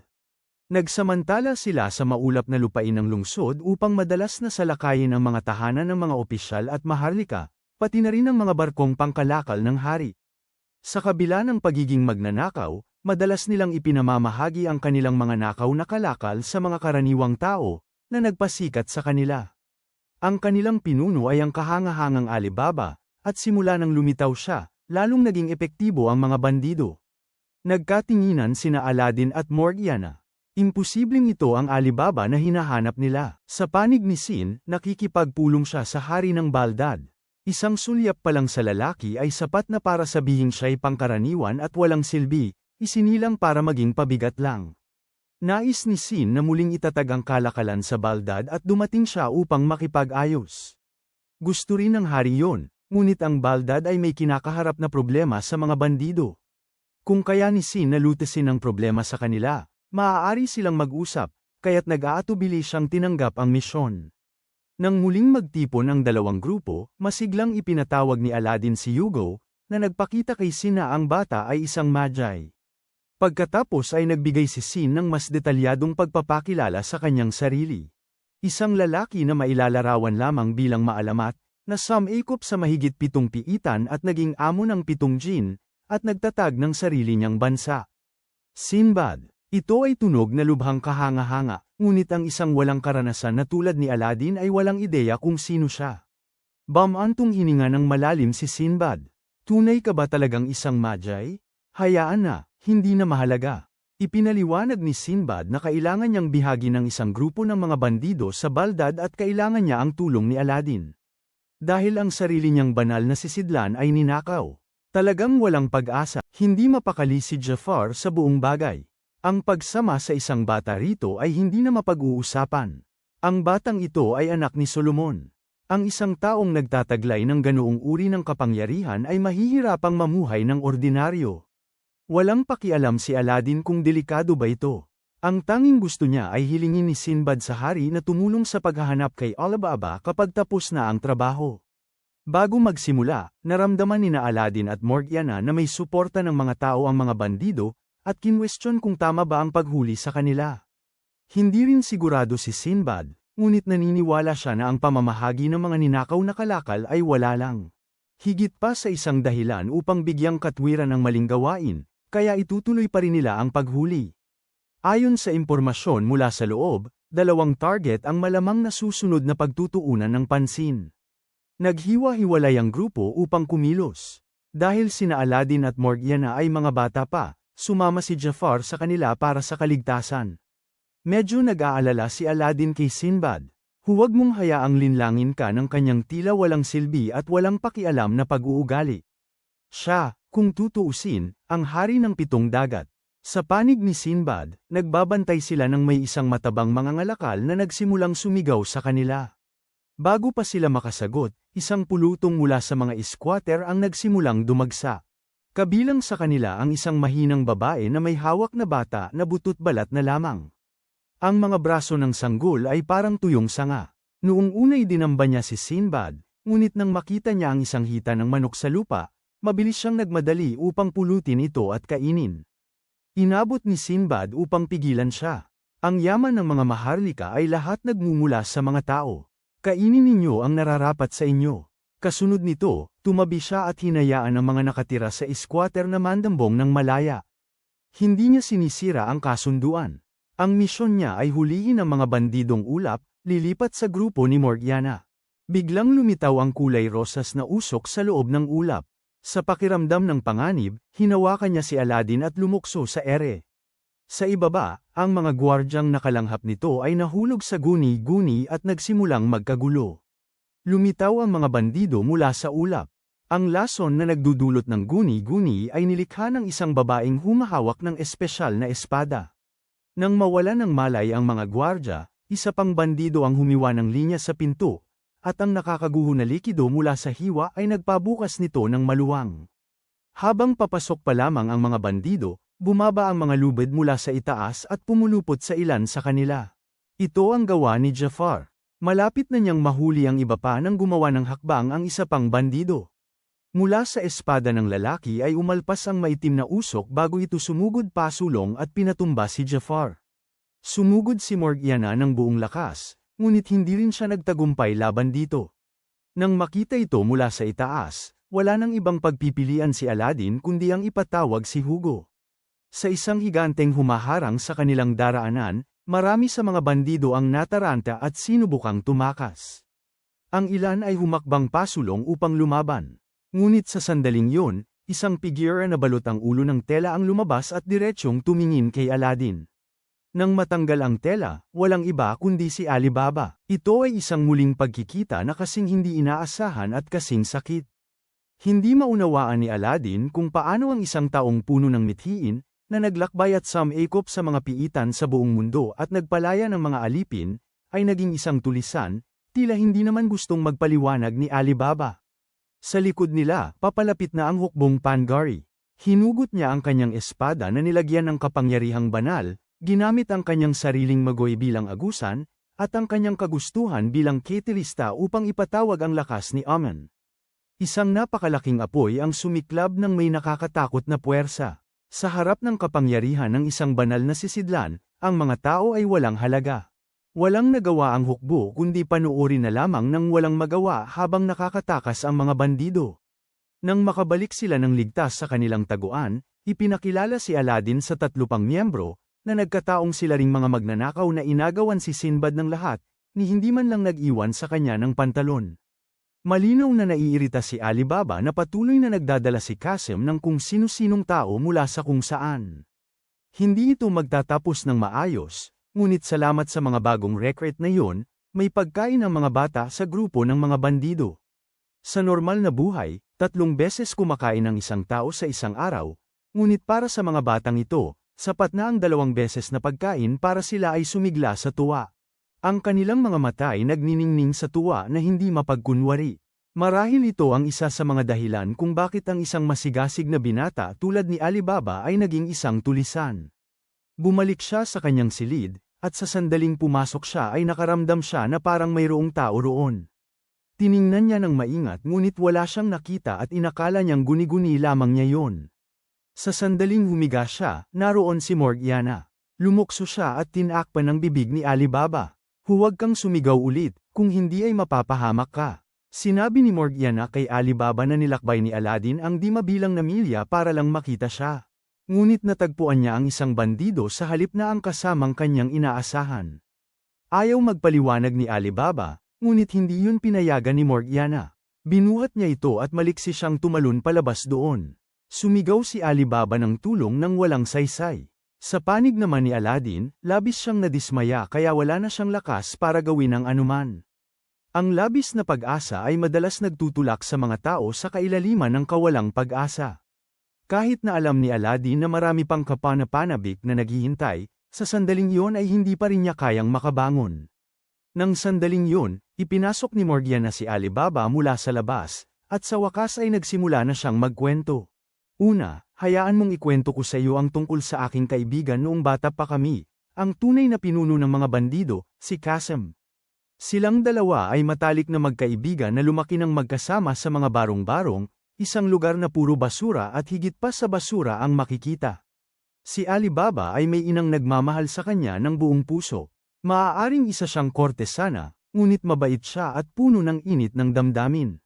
Hindi mo na kailangang marinig pa. Sapat na patunay kung gaano siya kabuti ang makita lamang ang naging matuwid na pagkatao ni Alibaba. Si Kasem naman, sa kabilang banda, ay isinumpa ng isang walang kwentang ama. Hindi siya nag-abalang palakihin ang kanyang mga anak at sa halip ay ipinadala sila upang magnakaw ng alak para sa kanya. Kung walang alak, madalas niyang pagbuhatan ng kamay ang kanyang mga anak. Sa kabutihang palad, di nagtagal ay nawala ang lalaki sa squatter, at sina Kasem at ang kanyang kapatid ay kinupkop ng ina ni Alibaba. Ngunit ang pinakamasasayang araw sa kanilang buhay ay lumipas ng napakabilis. Ang kanilang ina ay biglang namatay dahil sa isang matinding sakit. Umiyak ng umiyak si Alibaba. Ganoon din si Miriam. Si Kasem lang ang nagpigil, iniisip ang kinabukasan nilang tatlo. Sa simula ay nagsikap silang lahat ng husto para lang makaraos, ngunit kalaunan ay napagod si Kasem sa araw-araw na pagkayod. Siya ay sumama sa masamang grupo at nagsimulang magnakaw sa mga mangangalakal. Pagkaraan ng ilang panahon, ang hari ng Baldad ay biglang lumitaw at idineklara si Alibaba na kanyang matagal nang nawawalang anak, na nais siyang dalhin sa palasyo. Nang marinig ito, tinanong ni Alibaba si Kasem para sa kanyang saloobin. Sa halip na matuwa, tiningnan ni Kasem si Alibaba ng masama na may lantad na pagkamuhi at sinabihan nitong lumayas. Hindi makapaniwala si Alibaba na may sasabihing ganoon ang isang itinuturing niyang pamilya. Sa galit, sinugod niya si Kasem at pinagbuhatan ng kamay bago umalis. Ang buhay sa palasyo ng hari ay hindi rin madali. Kailangang matutunan ni Alibaba ang lahat, sa ilalim ng araw, kung paano magdala ng sarili na parang isang tunay na prinsipe, kung paano maging isang eskrimador at isang iskolar. Sa loob ng 3 taon ay binago ang isang batang galing sa squatter upang maging isang prinsipe na may marangal na tindig. Ngunit hindi niya kailanman itinigil ang pangungulila sa lugar kung saan naroon dati ang kanyang ina at mga kaibigan. Nang bumalik si Alibaba, wala nang natira kundi isang malinis at bakanteng lote. Naglakbay siya ng mas malalim at nakasalubong ang kanyang matandang kaibigan. Labis ang kanyang kagalakan kaya hindi niya napansin ang mapagkalkulang determinasyon sa mga mata ni Kasem. Ang dalawa ay lumabas upang uminom at nagbalik tanaw sa mga lumang araw. Sa kanyang kalasinggan, hindi sinasadyang nasabi ni Alibaba na palihim siyang naghukay ng lagusan para makapuslit sa palasyo. Pag-uwi niya ng gabing yon, sobrang pabaya niya at hindi niya napansin na sinusundan pala siya. Isang araw, habang nakarete ang hari, ipinahayag niya ang kanyang kagustuhang ipamana ang Baldad kay Alibaba sa halip na kay Abumad, na napakatamad at walang kakayahan. Walang naramdamang lungkot ni Golek si Alibaba sa balita. Gusto lang niyang malaman kung ano ang tingin ng hari sa kanyang ina. Tunay kong minahal ang iyong ina. Ang tanging pinagsisisihan ko ay hindi ko siya naprotektahan habang nasa palasyo siya. Sa sandaling yon, isang gulo ang sumiklab sa labas. Lumabas si Alibaba para makita si Kasem at ang kanyang grupo ng mga magnanakaw na nanalanta sa palasyo. Siya ay sinaktan mula sa likod at nawalan ng malay. Ang hari, nang makitang nilimas ang kanyang yaman at sinunog ang kanyang palasyo, ay namatay kinagabihan dahil sa matinding gulat. Tumakas si Alibaba mula sa Baldad pagkatapos ng mapaminsalang gabing yun. Ang kanyang pagnanais na masakop ang mga piitan ay idinulot lamang ng paghahanap ng ginto upang makapagbayad sala sa mga kasalanan ng nakaraan. Ngunit nang makamit niya ang kanyang layunin, ayaw na ni Alibaba na galugarin ang mga piitan taglay ang mga ganoong negatibong damdamin. Nais niyang ayusin ang lahat upang harapin ang kinabukasan na may pinakamabuting pananaw. At lubusang tamasahin ang bawat darating na pakikipagsapalaran. Kung totoo ang lahat ng yon, kung gayon si Kasem ay dapat na naging mortal na kaaway ni Alibaba. Tama yon, ngunit ang kalahati ng tinapay ay tinapay pa rin, ang kalahati ng katotohanan, gayunpaman, ay hinding-hindi kailanman katotohanan. Hindi pa nagtagal, ngunit ang isang lupain na dating umuunlad at abala ay ngayoy nauwi sa guho, mga bandila ng protesta, at mga taong walang tirahan na nakakalat sa mga kalye. Karumihan at kapanglawan ang bumalot sa buong rehiyon. Ang tanging natira na lamang ay kawalan. Ang kaluwalhatian ng nakaraang mga taon ay naglaho ng walang bakas. Sabi ng mga tao ang mga bandido ng Hamog ay responsable sa lahat. Hinahanap ni Alibaba si Qasim para malaman ang buong kwento. Sa kapangyarihan niyang taglay, madali lang para kay Alibaba na makapaghiganti at wakasan ang buhay ni Qasim nang walang kahirap-hirap. Ngunit mula rito, lumino na ang larawan. Ang pagkamuhi ni Qasim sa pamilya ng hari ay hindi nagmula sa wala. Isang taon matapos umalis si Alibaba, sumiklab ang salot sa mga barong-barong. Ang haring kanilang iginagalang ay hindi lang tumangging tumulong, kundi nag-utos pa ng kwarantina at lockdown. Si Miriam ay namatay na lang ng ganoon.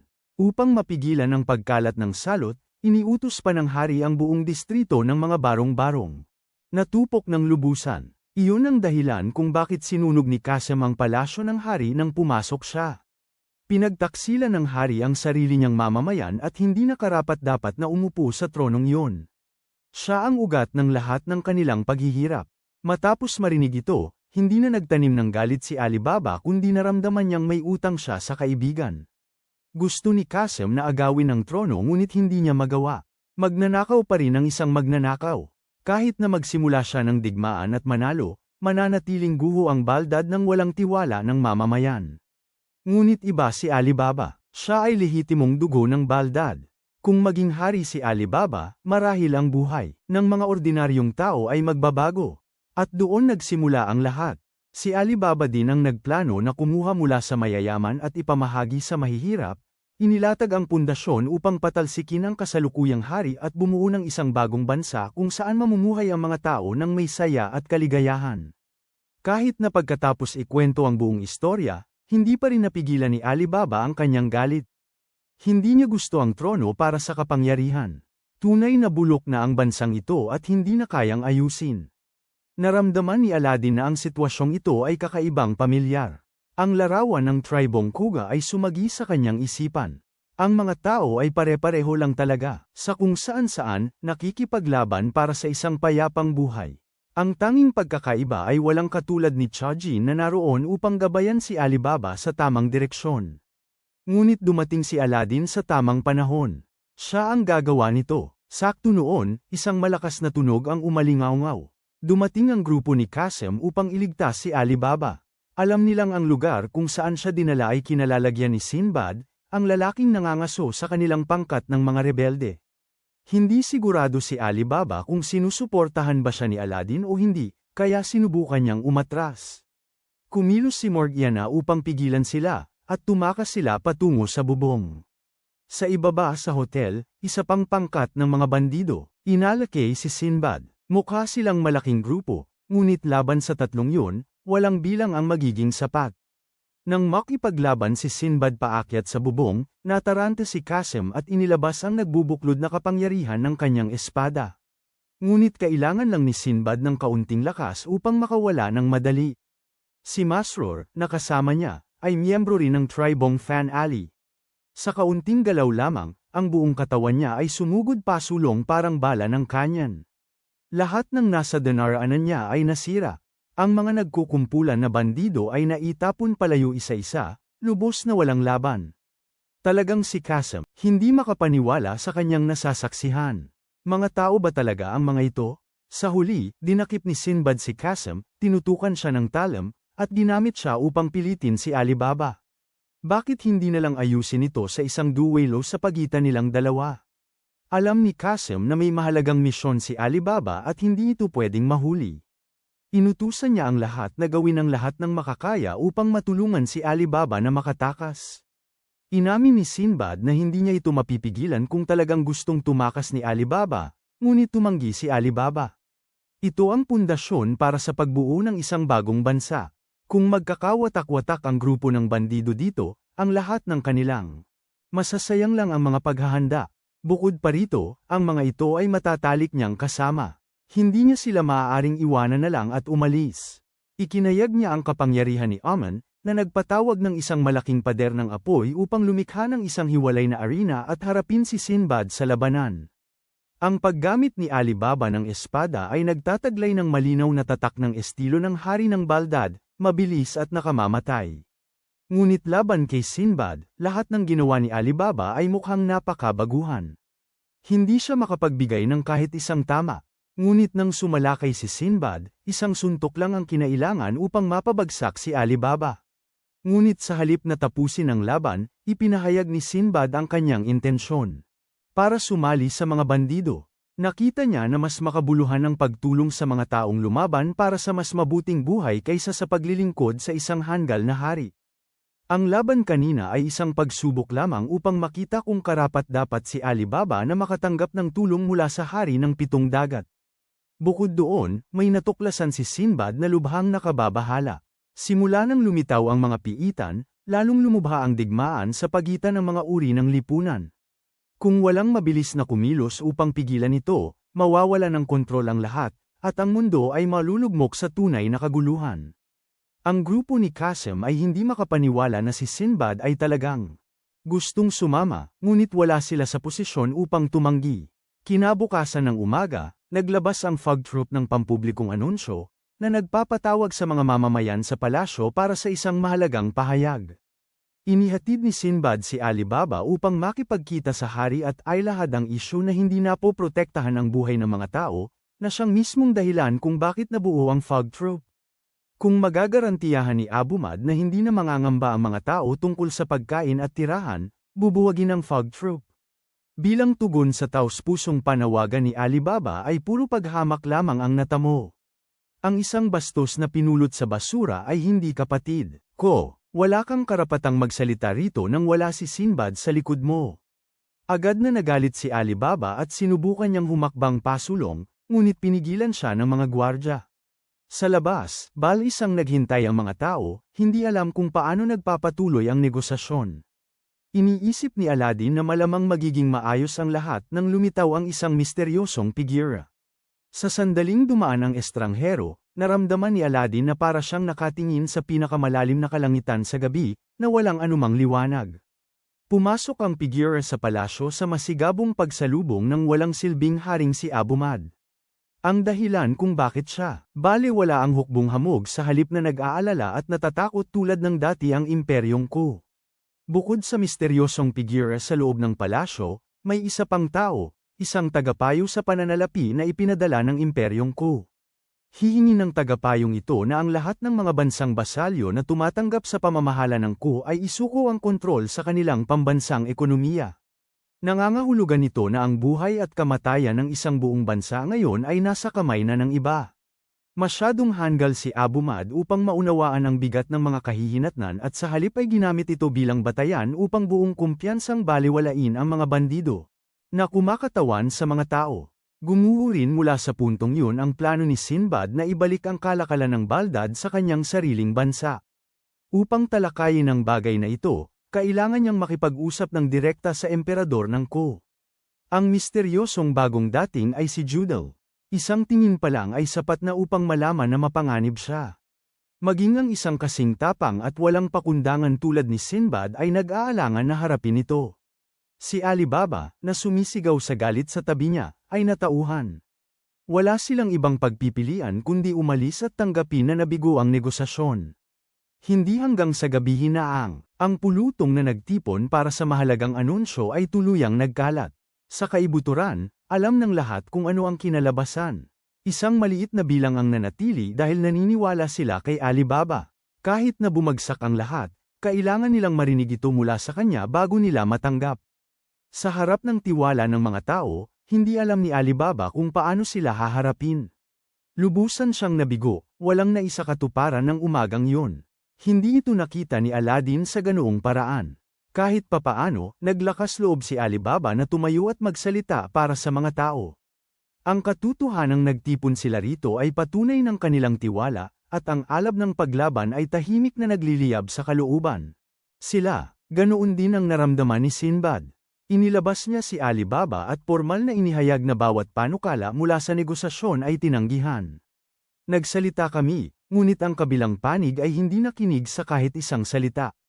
Ngunit hindi ibig sabihin nito na susuko kami. Kapag nabigo ang salita, pagkilos ang susunod. Pinili namin ang mapayapang negosasyon, ngunit tumanggi ang kabilang panig, kung gayon, pulutin ang inyong mga sandata at lumaban. Sapat na ang pakikibaka upang makawala mula sa hindi pagkakapantay-pantay at kahirapan, at ito ay makatarungan. Kung ipadala ni Abu Mad ang pinakamalakas niya, haharapin sila ni Sinbad. Kung ipagkait ni Baldad sa mga tao ang kanilang karapatan bilang mamamayan, tatanggapin sila ni Sinbad. Sa mismong sandaling yon, muling lumitaw si Judal. Ang presensya pa lang niya ay nagpabigat na sa kapaligiran ng tensyon. Ang lalaking ito ay hindi ipinaglalaban ang katarungan o ang mga inaapi. Ang tanging gusto niya ay lumikha ng mga labanang magpapayanig sa mundo. Ang Ku Empire ay nagkataong may utos sa daan-daang libong makapangyarihang sundalo, higit pa sa sapat upang magpasimula ng hidwaan na kayang yumanig sa mundo. Kaya naman pinagsisilbihan sila ni Judal. Ipinahahayag ni Judal ang pagnanais niyang sumama kay Sinbad sa paglikha ng ganoong klaseng labanan nang bigla siyang humarap at tinitigan si Aladdin ng kakaiba. Mula nang dumating sila, parehong nadama ni na Aladdin at Judal ang presensya ng bawat isa. Ang batong nakapalibot sa kanila ay nagbigay ng matindi at nakakapangilabot na pagkakaiba sa tanawin, nang malaman ni Judal na si Aladdin ay isa ring Magi. Ang kanyang gulat ay walang hanggan. Palagi niyang inakalang siya ay kakaiba, at ngayon ay may isa pa, at bata pa. Gumawa si Judal ng kilos na tila babati kay Aladdin, ngunit sa halip ay sinundot ito sa mata. Pagkatapos ay lumingon siya upang suriin ang kandidato sa pagiging hari na nakita ni Aladdin, at nang malaman niyang si Alibaba ito, humagalpak siya ng tawa. Isang mananakop ng piitan na pinaiikot ng isang Medicare na hari. Anong walang saysay na pag-aaksaya? Agad na tugon ni Aladdin. Ang isang taong nangangahas gawin ang hindi kayang gawin ng iba ay hinding-hindi magiging walang silbi. Nainsulto sa tugon, nag-alab ang pagnanais ni Judal na lumaban, at pinatunayan ito sa lakas. Sinubukan ni Sinbad na mamagitan, ngunit hindi niya nagawa. Kung wala ang kanyang banal na sisidlan, masyado pa rin siyang mahina kumpara sa isang Magi. Kahit isang malakas tulad ni Masuer ay hindi man lang makakagalaw ng buhok sa ulo ni Judal. Nagtipon si Judal ng mga bato at binuo itong bilog at nagpakawala ng sunod-sunod na sinag ng liwanag sa bawat direksyon. Gumamit din si Aladdin ng bato upang bumuo ng panangga, hinadlangan ang mga sinag, at inihagis ito ng diretso. Pabalik, nang magsalpukan ang kanyang enerhiya at ang kalasag ni Judal, nawala at naglaho ang dalawang puwersa. Sandaling nag-isip si Judal, tila ginawang walang saysay ang laban na ito ng pagpapalit ng bato sa magoy. Kaya lumipat siya sa Mahika. Ang Mahika ay isang enerhiyang lubos na naiiba sa magoy, na nagmula rin sa bato. Sa pamamagitan nito, makapagpapalabas ang mga salamangkero ng iba't ibang uri ng mga salamangka. Sa sandaling matapos ipaliwanag ni Judal, isang kidlat ang dumiretso kay Aladdin, winasak ang harang na nabuo mula sa magoy. Inakala ni Judal na tinapos na ng kanyang atake si Aladdin, ngunit nang ang alikabok. Naayos, ang bata ay ligtas. Sa likod niya, pumasok na si Hugo sa laban. Ang pagkakita rito ay lalo lamang nagpasabik kay Judal, patuloy siyang nagpapalabas ng Mahika, ipinatawag ang ulap mula sa buong Baldad at ginawa itong tubig. Pagkatapos mula sa tubig ay yelo, lumipad si Judal sa kalangitan, hinati ang napakalaking bloke ng yelo sa hindi mabilang na piraso, at ibinagsak ang mga ito sa lahat. Sa harap ng atake na may maladyos na sukat mula sa isang Magi, maging si Sinbad ay nakaramdam ng kawalan ng kapangyarihan. Hindi rin hamak na mas mahina si Aladdin, ngunit sa kasamaang palad ay hindi pa niya lubusang napagkadalubhasaan ang paggamit ng Mahika. Pinrotektahan ni Hugo si Aladdin, pinagwawasak ang dumarating na mga bloke ng yelo ng pinipiraso. Pagkatapos ay lumundag sa kalangitan at nagbigay ng matinding atake na nagpabagsak kay Judal sa lupa. Ngunit sinalo ng harang ni Judal ang malaking bahagi ng pinsala, at iniwan siyang may bahagyang sugat lamang. Ilang pira-pirasong yelo ang nanatili pa rin sa hangin. Itinutok ni Judal ang mga ito ng direkta kay Aladdin. Hindi nakapag-react ang bata sa oras, kaya iniharang ni Hugo ang kanyang sarili sa harap ni Aladdin upang iligtas siya. Bumaon ang yelo ng malalim sa katawan ni Hugo, dahilan upang lalo siyang mahirapang kumilos.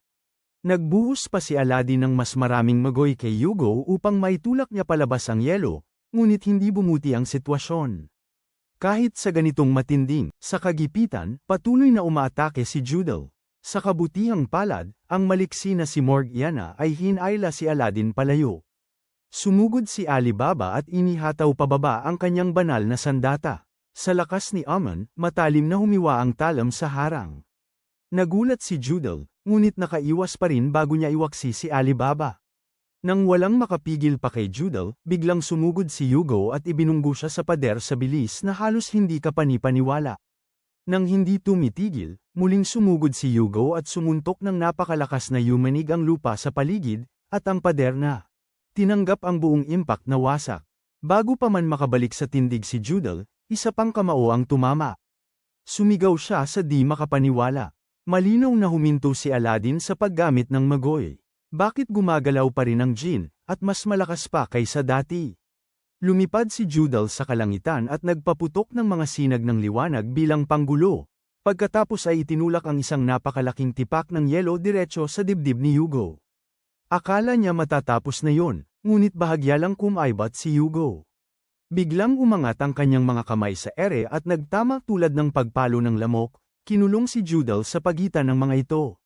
Ang barrier ay nanatili sa isang iglap lang bago tuluyang madurage. Nang makawala si Judel mula sa pagkakahawak ni Hugo, tuluyan na siyang nawala ng malay, ang kanyang katawan ay labis na nasaktan at halos hindi na makilala, malinaw na nasa bingit ng kamatayan. Ngunit hindi tumigil si Hugo. Itinaas niya ang magkabilang kamay sa langit at pinagsama ang mga ito habang sumambulat ang isang lilang apoy. Naramdaman ni Sinbad na may malalim na mali at sinabihan ang lahat na tumakbo. Nang ibagsak ni Hugo ang kanyang mga kamao, nawasak ang patag na lupa, yumanig ng marahas ang paligid, at umalingaw-ngaw ang isang nakakabinging shockwave. Nang sa wakas ay hamupa ang lahat, ang malawak na plaza. Kanina lang ay naglaho na. Sa lugar nito ay walang anuman kundi kapinsalaan at isang napakalalim na bunganga. Si Judel, gayunpaman, ay buhay pa rin. Nang walang babala, isang grupo ng mga tao ang lumitaw sa kalangitan sa itaas, nakasakay sa isang napakalaking alpombra kasama ang iba't ibang uri ng sundalo. Sila ay mula sa Imperyong Ku, at sa paghusga sa kanilang itsura, ang mga banal na sisidlan na kanilang taglay ay hindi kakaunti. Nakita ang malubhang pinsala ni Judel at ang kanyang halos wala ng buhay na kalagayan, ang babae sa harapan ay hindi nagpakita ng anumang takot. Kung tutuusin, bahagya lang siyang nagulat na ganito kalubha ang kanyang pinsala. Sa kapangyarihan ng isang banal, sisidlan, hanggat buhay pa siya, anumang sugat, gaano man kalala, ay maaaring gumaling. Sa ibaba, gusto pa rin ni Hugo ipagpatuloy ang laban. Lubusan na siyang nawala ng kontrol at hindi na sumusunod sa utos ni Aladdin. Nang makita ito, hinugot ng babae ang palamuting aspil mula sa kanyang buhok at ginamit ang banal na sisidlan upang ipatawag ang isang jinn mula sa loob. Di tulad ng ibang espiritual na nilalang na may asul at dambuhalang anyo tulad ni Hugo o Amon, ito ay isang dragon ng tubig. Nang sumugod si Hugo at sumuntok ng diretso sa babae, nagbago ang dragon at naging isang pananggalang na harang. Gayunpaman, ang init na nagmumula sa mga apoy ni Hugo ay sapat na upang singgawin ng tubig at magdulot sa kanya ng hirap. Nang maghiwalay ang dalawa, muli siyang bamulong at nagpatuloy sa pagkuha ng kapangyarihan mula sa kanyang banal na sisidlan. Ang pin ay naging isang maningning, napakatalam na espada, at ang buong katawan niya ay nagbago rin, tumubo ang kaliskis tulad ng isang dragon. Nang sumugod muli si Hugo, isang malaking haligi ng tubig, kasing talam ng talam, ang lumitaw agad at dumaan sa kanyang dibdib, na nagdulot ng malaking pinsala. Ang sugat ay napakalubha. Nagkawatak-watak si Hugo at bumalik sa plauta. Ang isang propesyonal na mananakop ng piitan ay hindi talaga dapat maliitin. Bumalik ang dalagita sa alpombra at naghanda ng umalis. Hindi napigilan ni Aladdin ang kanyang galit at sumugod. Tiningnan niya ito ng may pagmamataas at tinanong kung ano ang nais nito. Magpatuloy sa pakikipaglaban. Nais lamang ni Hugo na protektahan ang mga tao sa ibaba. Kayo ang nagsimula nito. Matapos marinig ito, hindi siya nagpakita ng nikititing na pagsisisi ni anumang balak na parusahan si Judo. Sa halip, inutusan niya ang tatlong mandirigma sa likuran niya na bumaba at puksain ang lahat ng nasa ibaba. Silang tatlo ay nakakatakot ang lakas at mapanganib. Ang isa ay kapareho ng lakas ni Master, walang nagkakalamangan, ang isa naman ay mas mabilis kay Morgiana, at ang pangatlo ay nakipagpalitan ng hampas ng espada ng patas kay Alibaba. Nang makita ito, agad na nakilala ni Sinbad kung sino ang kanilang kinakaharap. Nang siya ay handa ng sumugod ng buo kay Aladdin, itinaas ni Sinbad ang kanyang kamay upang pigilan siya. Kung hindi ako nagkakamali, ikaw ay isang prinsesa ng imperyong ko. Sa simula ay nagalit siya ng harangin, ngunit nang marinig ang pangalang Sinbad at makita ang kanyang gwapo at panlalaking mukha, naguluhan siya at pumayag umatras. Sa huling sandali ay lumingon siya, itinuro at iginiit na umaatres siya dahil gusto niya, hindi dahil sa sinabi niya. Hindi maitatatwa ang halimuyak ng muling pagkabuhay ng pagkahumaling sa mga lalaki. Bagamat nakialam na ang grupo ni Sinbad at si Alibaba, marami pa ring sibilyan ang nadamay. Abala sila sa pag-aasikaso sa mga nasugatan. Ginagawa rin yun ni Alibaba, sinusuri kung may anumang pinsala sa kanyang maselang bahagi, nang pumasok si Morgiana sa pinakanakakailang na sandali. Salamat na lang at nagawa niyang ipaliwanag bago pa siya magkaroon ng maling ideya. Kung hindi, baka isipin niyang may kakaiba siyang ginagawa gamit ang kanyang bibig, at hindi na mabubura ang pagkaunawang yun kahit pa tumalon siya sa ilog. Katatapos lang niyang gamutin ang mga sugat ni Alibaba nang matuklasan ng mga tao sa labas si Aladdin na nakahandusay at walang malay. Ang plotang dati ipinantatawag kay Hugo ay wala na ang bituing naroon dati. Tila labis na desperado si Aladdin na gamutin ng iba kaya ginamit niya ang sarili niyang magoy. Lubhang mapanganib ito, kung maubos ang magoy ng isang magi, maaaring mga hulugan ito ng kamatayan. Natagpuan nila siya ng lang, sa takdang panahon. Kung hindi, nagkaroon sana ng libing. Halos hindi pa natatapos ang isang krisis, dumating na ang sumunod. Nakita ng mga bandido si Alibaba at kaagad siyang kinumprante ng tanong kung saan patungo ang kanilang kinabukasan. Nang hindi niya alam ang isasagot, nagsalita si Sinbad. Hindi ko ba nasabi na magbibigay ng tulong ang aking bansa sa lahat? Tanging matapos matanggap ang matibay na katiyakan ni Sinbad sila umalis ng payapa.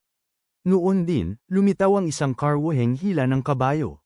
Ang nangunguna rito ay ang general na minsan ang nagsanay kay Alibaba, at naaalala pa rin niya ang mahusay na prinsipe na kanyang ipinagmalaking turuan.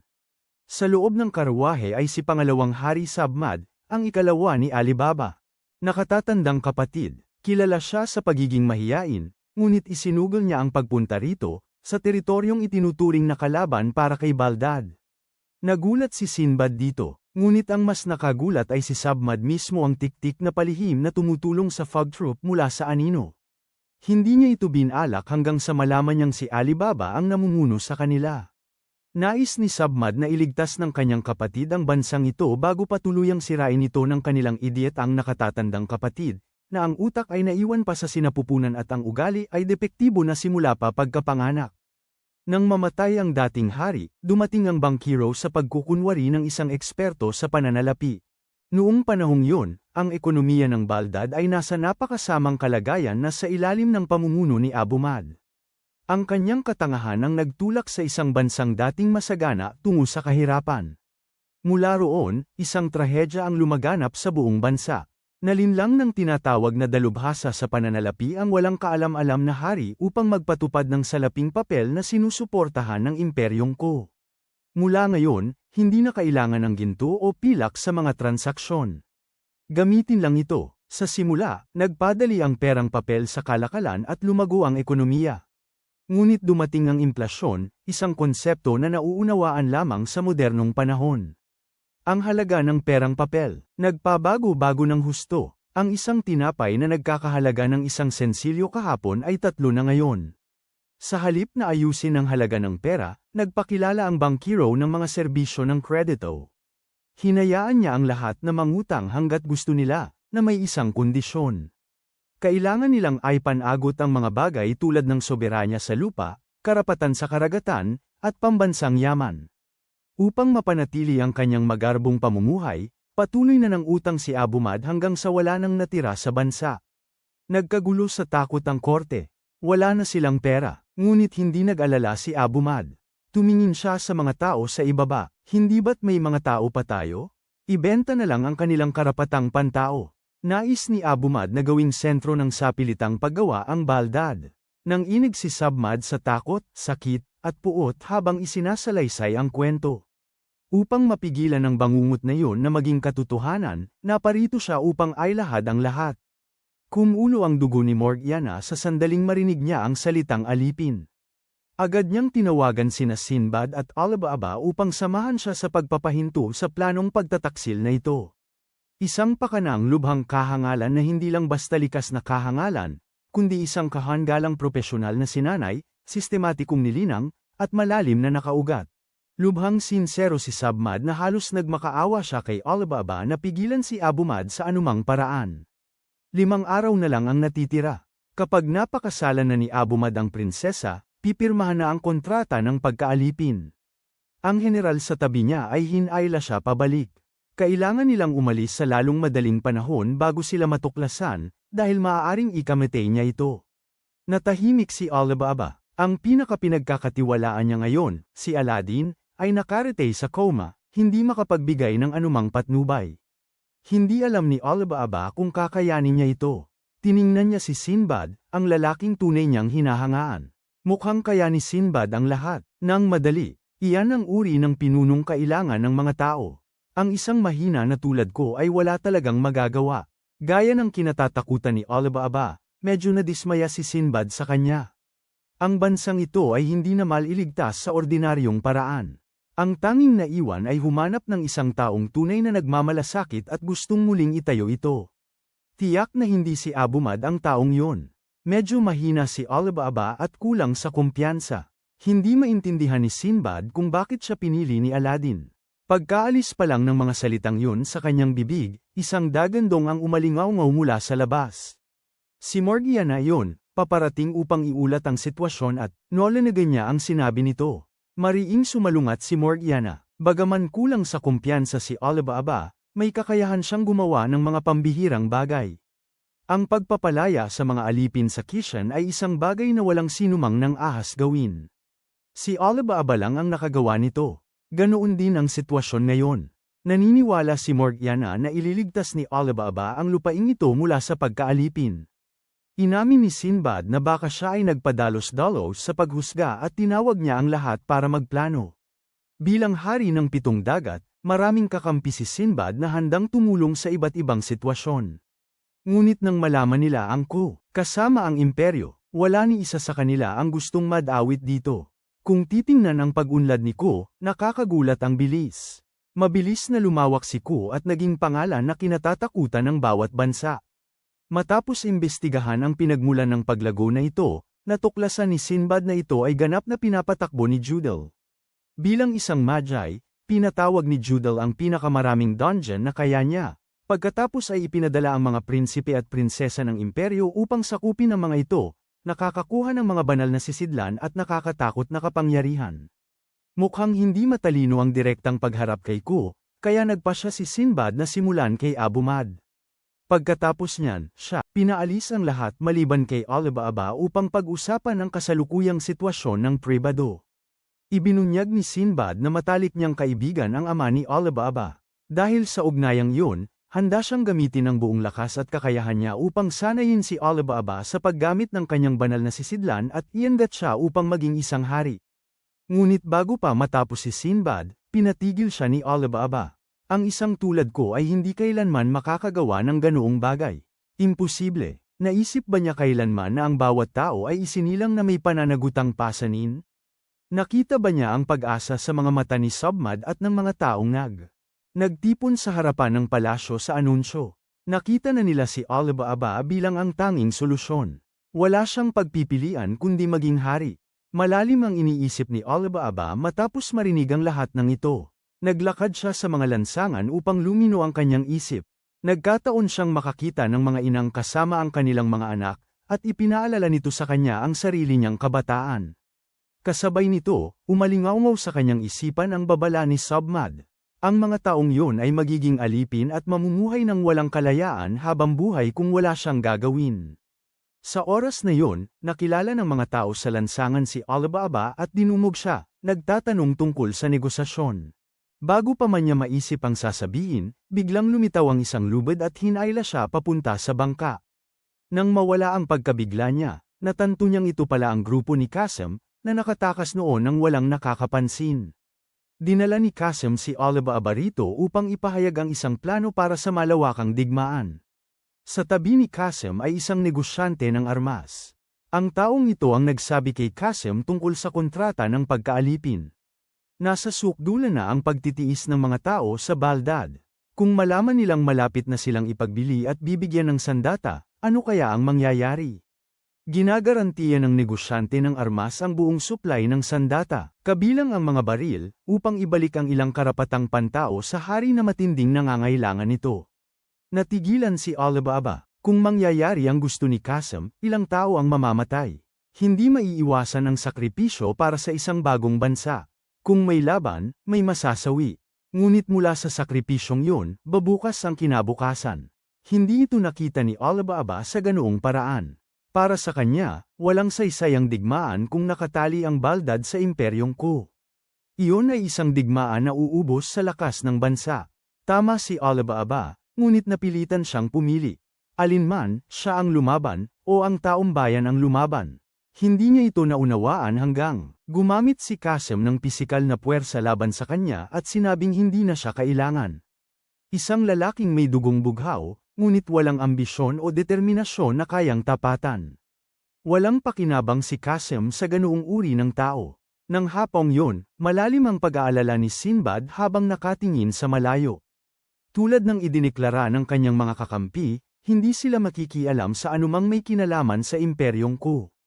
Ngunit sa pagkakataong yun, lumapit si Alibaba sa kanya at humiling na turuan siya kung paano gamitin ang kanyang banal na sisidlan sa pakikipaglaban. Nagtaka si Sinbad sa biglaang pagbabago ng isip. Ayaw sabihin ni Alibaba ang totoo, alam niyang tatalunin ni Sinbad ang kay Qasim. Bubugbugin siya ng husto kung malaman niya. Gayunpaman, natutuwa si Sinbad na sa wakas ay nagpasya na si Alibaba na gamitin ang kanyang kapangyarihan at lumaban. Karaniwan, hindi kayang ipatawag ng mga tao ang sagradong anyo ng isang banal na sisidlan tulad ng magagawa ng mga Magi.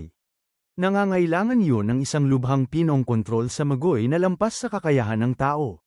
Ngunit kayang makamit ng mga tao ang banal na kagamitan, na nangangahulugang pumapasok sila sa isang estado ng sagradong kagamitan tulad ng ipinakita ng batang yun noong nakaraang gabi. Sa ganoong estado, nagiging lubhang makapangyarihan ang isang tao. Ngunit para kay Alibaba, malayo pa yun. Pagkontrol sa magoy upang gawing sandata ang isang banal na sisidlan. Hindi rin madali. Ang pagbalot sa sisidlan ng magoy at pagbabago nito sa sagradong kagamitan ay maaaring mukhang simple, ngunit ito ay isang buong proseso mismo.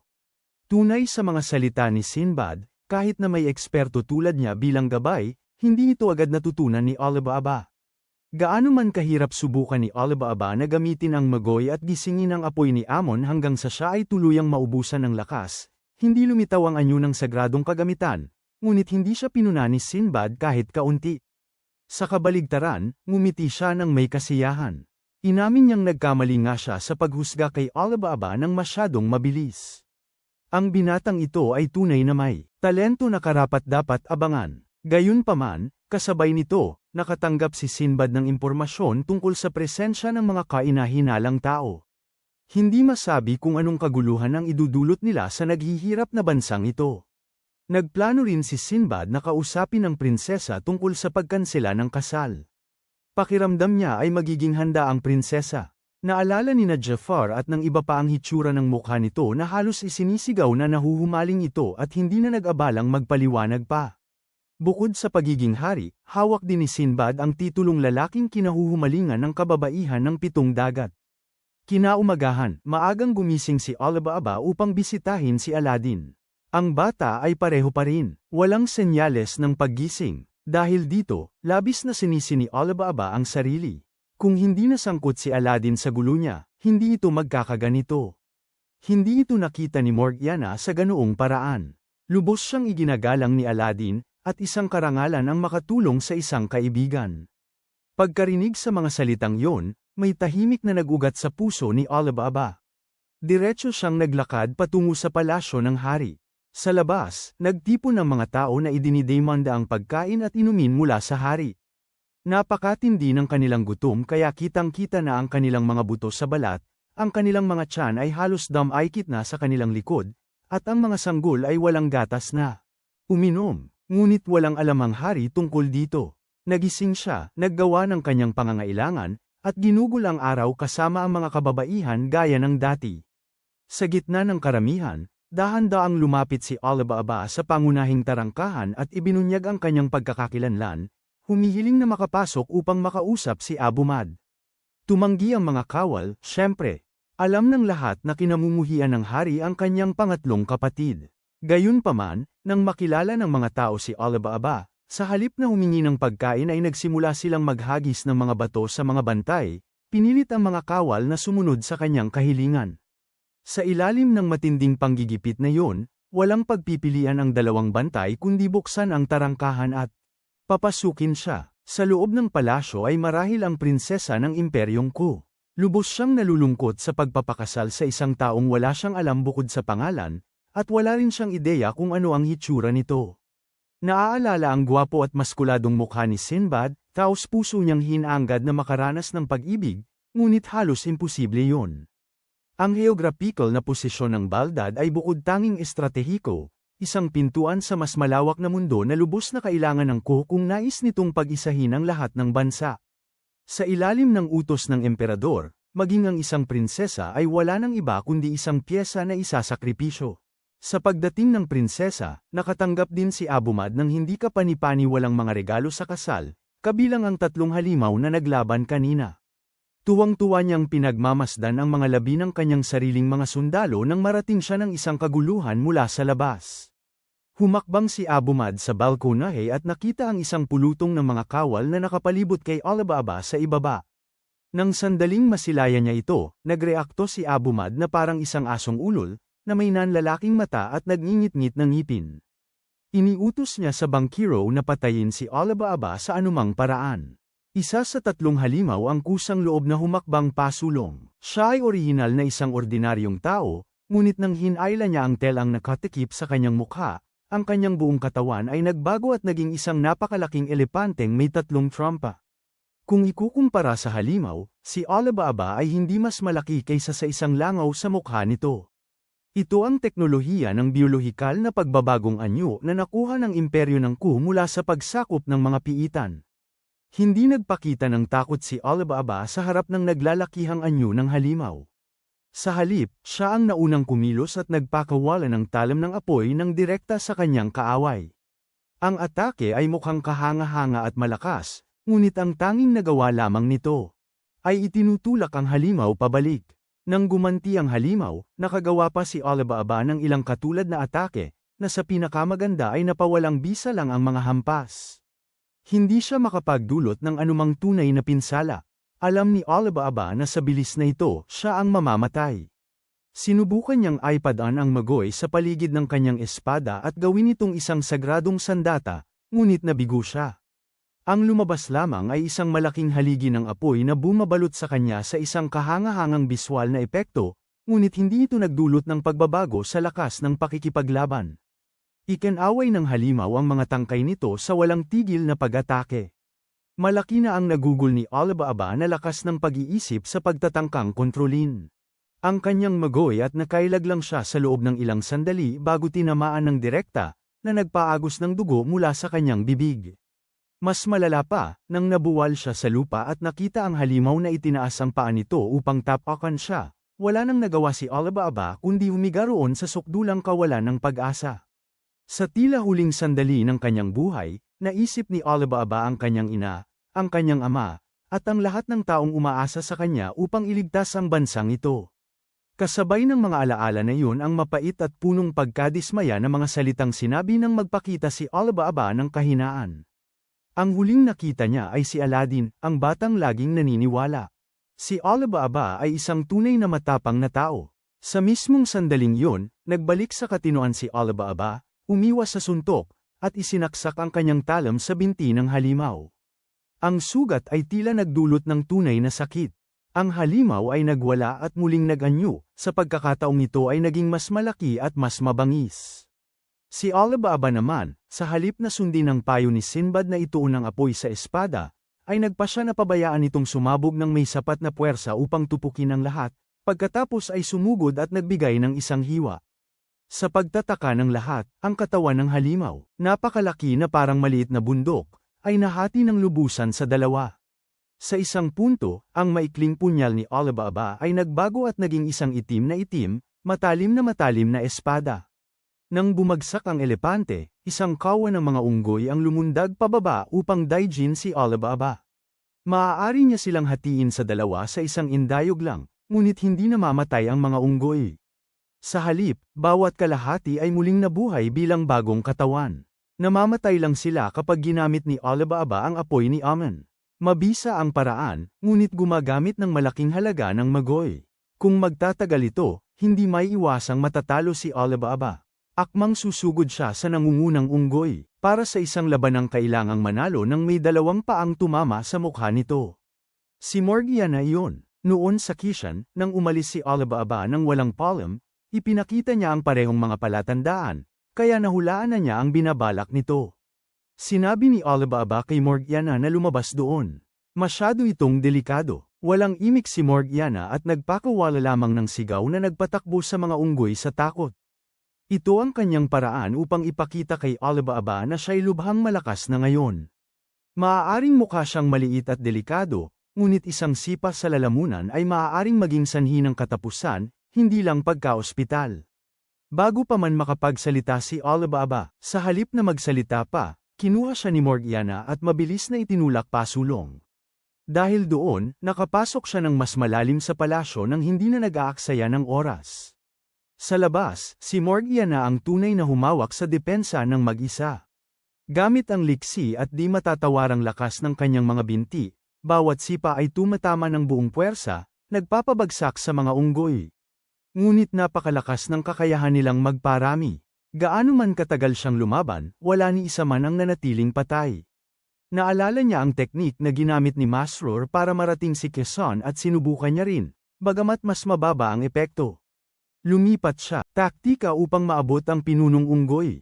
Sa simula ay inakala niyang tumatakas si Morgiana, ngunit nang makita niya ang tamang anggulo, mabilis siyang umikot at nagpakawala ng matinding sipa na tumama ng buong puwersa sa kanyang katawan. Nang lumapag siya, ang natitirang puwersa ay nagpaguho ng isang buong tore, na nagdulot ng malakas na pagbagsak na nagpatindig balahibo sa lahat. Sa loob, hinarap ni Alibaba ang natitirang halimaw. Sa kapangyarihan ni Amen, muntik na niya itong mapatay sa una pa lang niyang atake. Puno ng kumpiyansa, sumugod siyang muli ngunit natuklasan niyang bumalik sa normal ang kanyang espada. Naubos na ang kanyang magoy. Ngunit, sa halip na mataranta, inihagis ni Alibaba ang isang prasko ng langis, pagkatapos ay ikinaskes ang kanyang espada sa sahig na bato upang lumikha ng mga kislap na samindi sa apoy. Sininghat ni Amen ang apoy at ibinalik ang sapat na magoy para gapiin ni Alibaba ang kanyang kalaban. Ito ay isang paraan upang pansamantalang mabawi ang magoy sa gitna ng labanan, ngunit malaki ang epekto nito sa katawan. Pagdating ni Alibaba sa silid ng konseho ng hari, tuluyan na siyang nawalan ng magoy. Inutusan ni Abumad ang kanyang mga sundalo na ipahuli siya. Walang intensyon si Alibaba na lumaban. Nais niyang kumbinsihin sila na hayaan siyang makipagnegosasyon kay Abumad. Ngunit sa ilalim ng pamimilit ng hari, walang ibang mapagpipilian ang mga sundalo kundi sumugod. Nang sandaling yon, inutusan ni Sabmad ang general na mamagitan. Sinama ng tingin ni Abumad ang kanyang karaniwang mahiyain na kapatid na hindi kailanman naglakas loob magsalita ng kahit isang salita. Naglakas loob kang manguna sa isang kudeta. Hindi sumagot si Sabmad. Sa halip, naisip niya ang walang tigil na pagsisikap ni Alibaba at napagtanto niyang hindi na siya maaaring manatili sa gilid. Inagaw niya ang maharlikang setro ni Abumad. Ako ang pangalawang hari ng Baldad, at inuutusan ko ang lahat ng sundalo na huwag gumawa ng anumang kilos na makakahadlang sa negosasyon sa pagitan ng kanyang kamahalan at ng ikatlong prinsipe. Ang sinumang sumuway ay papatawan ng parusang kamatayan, walang awa.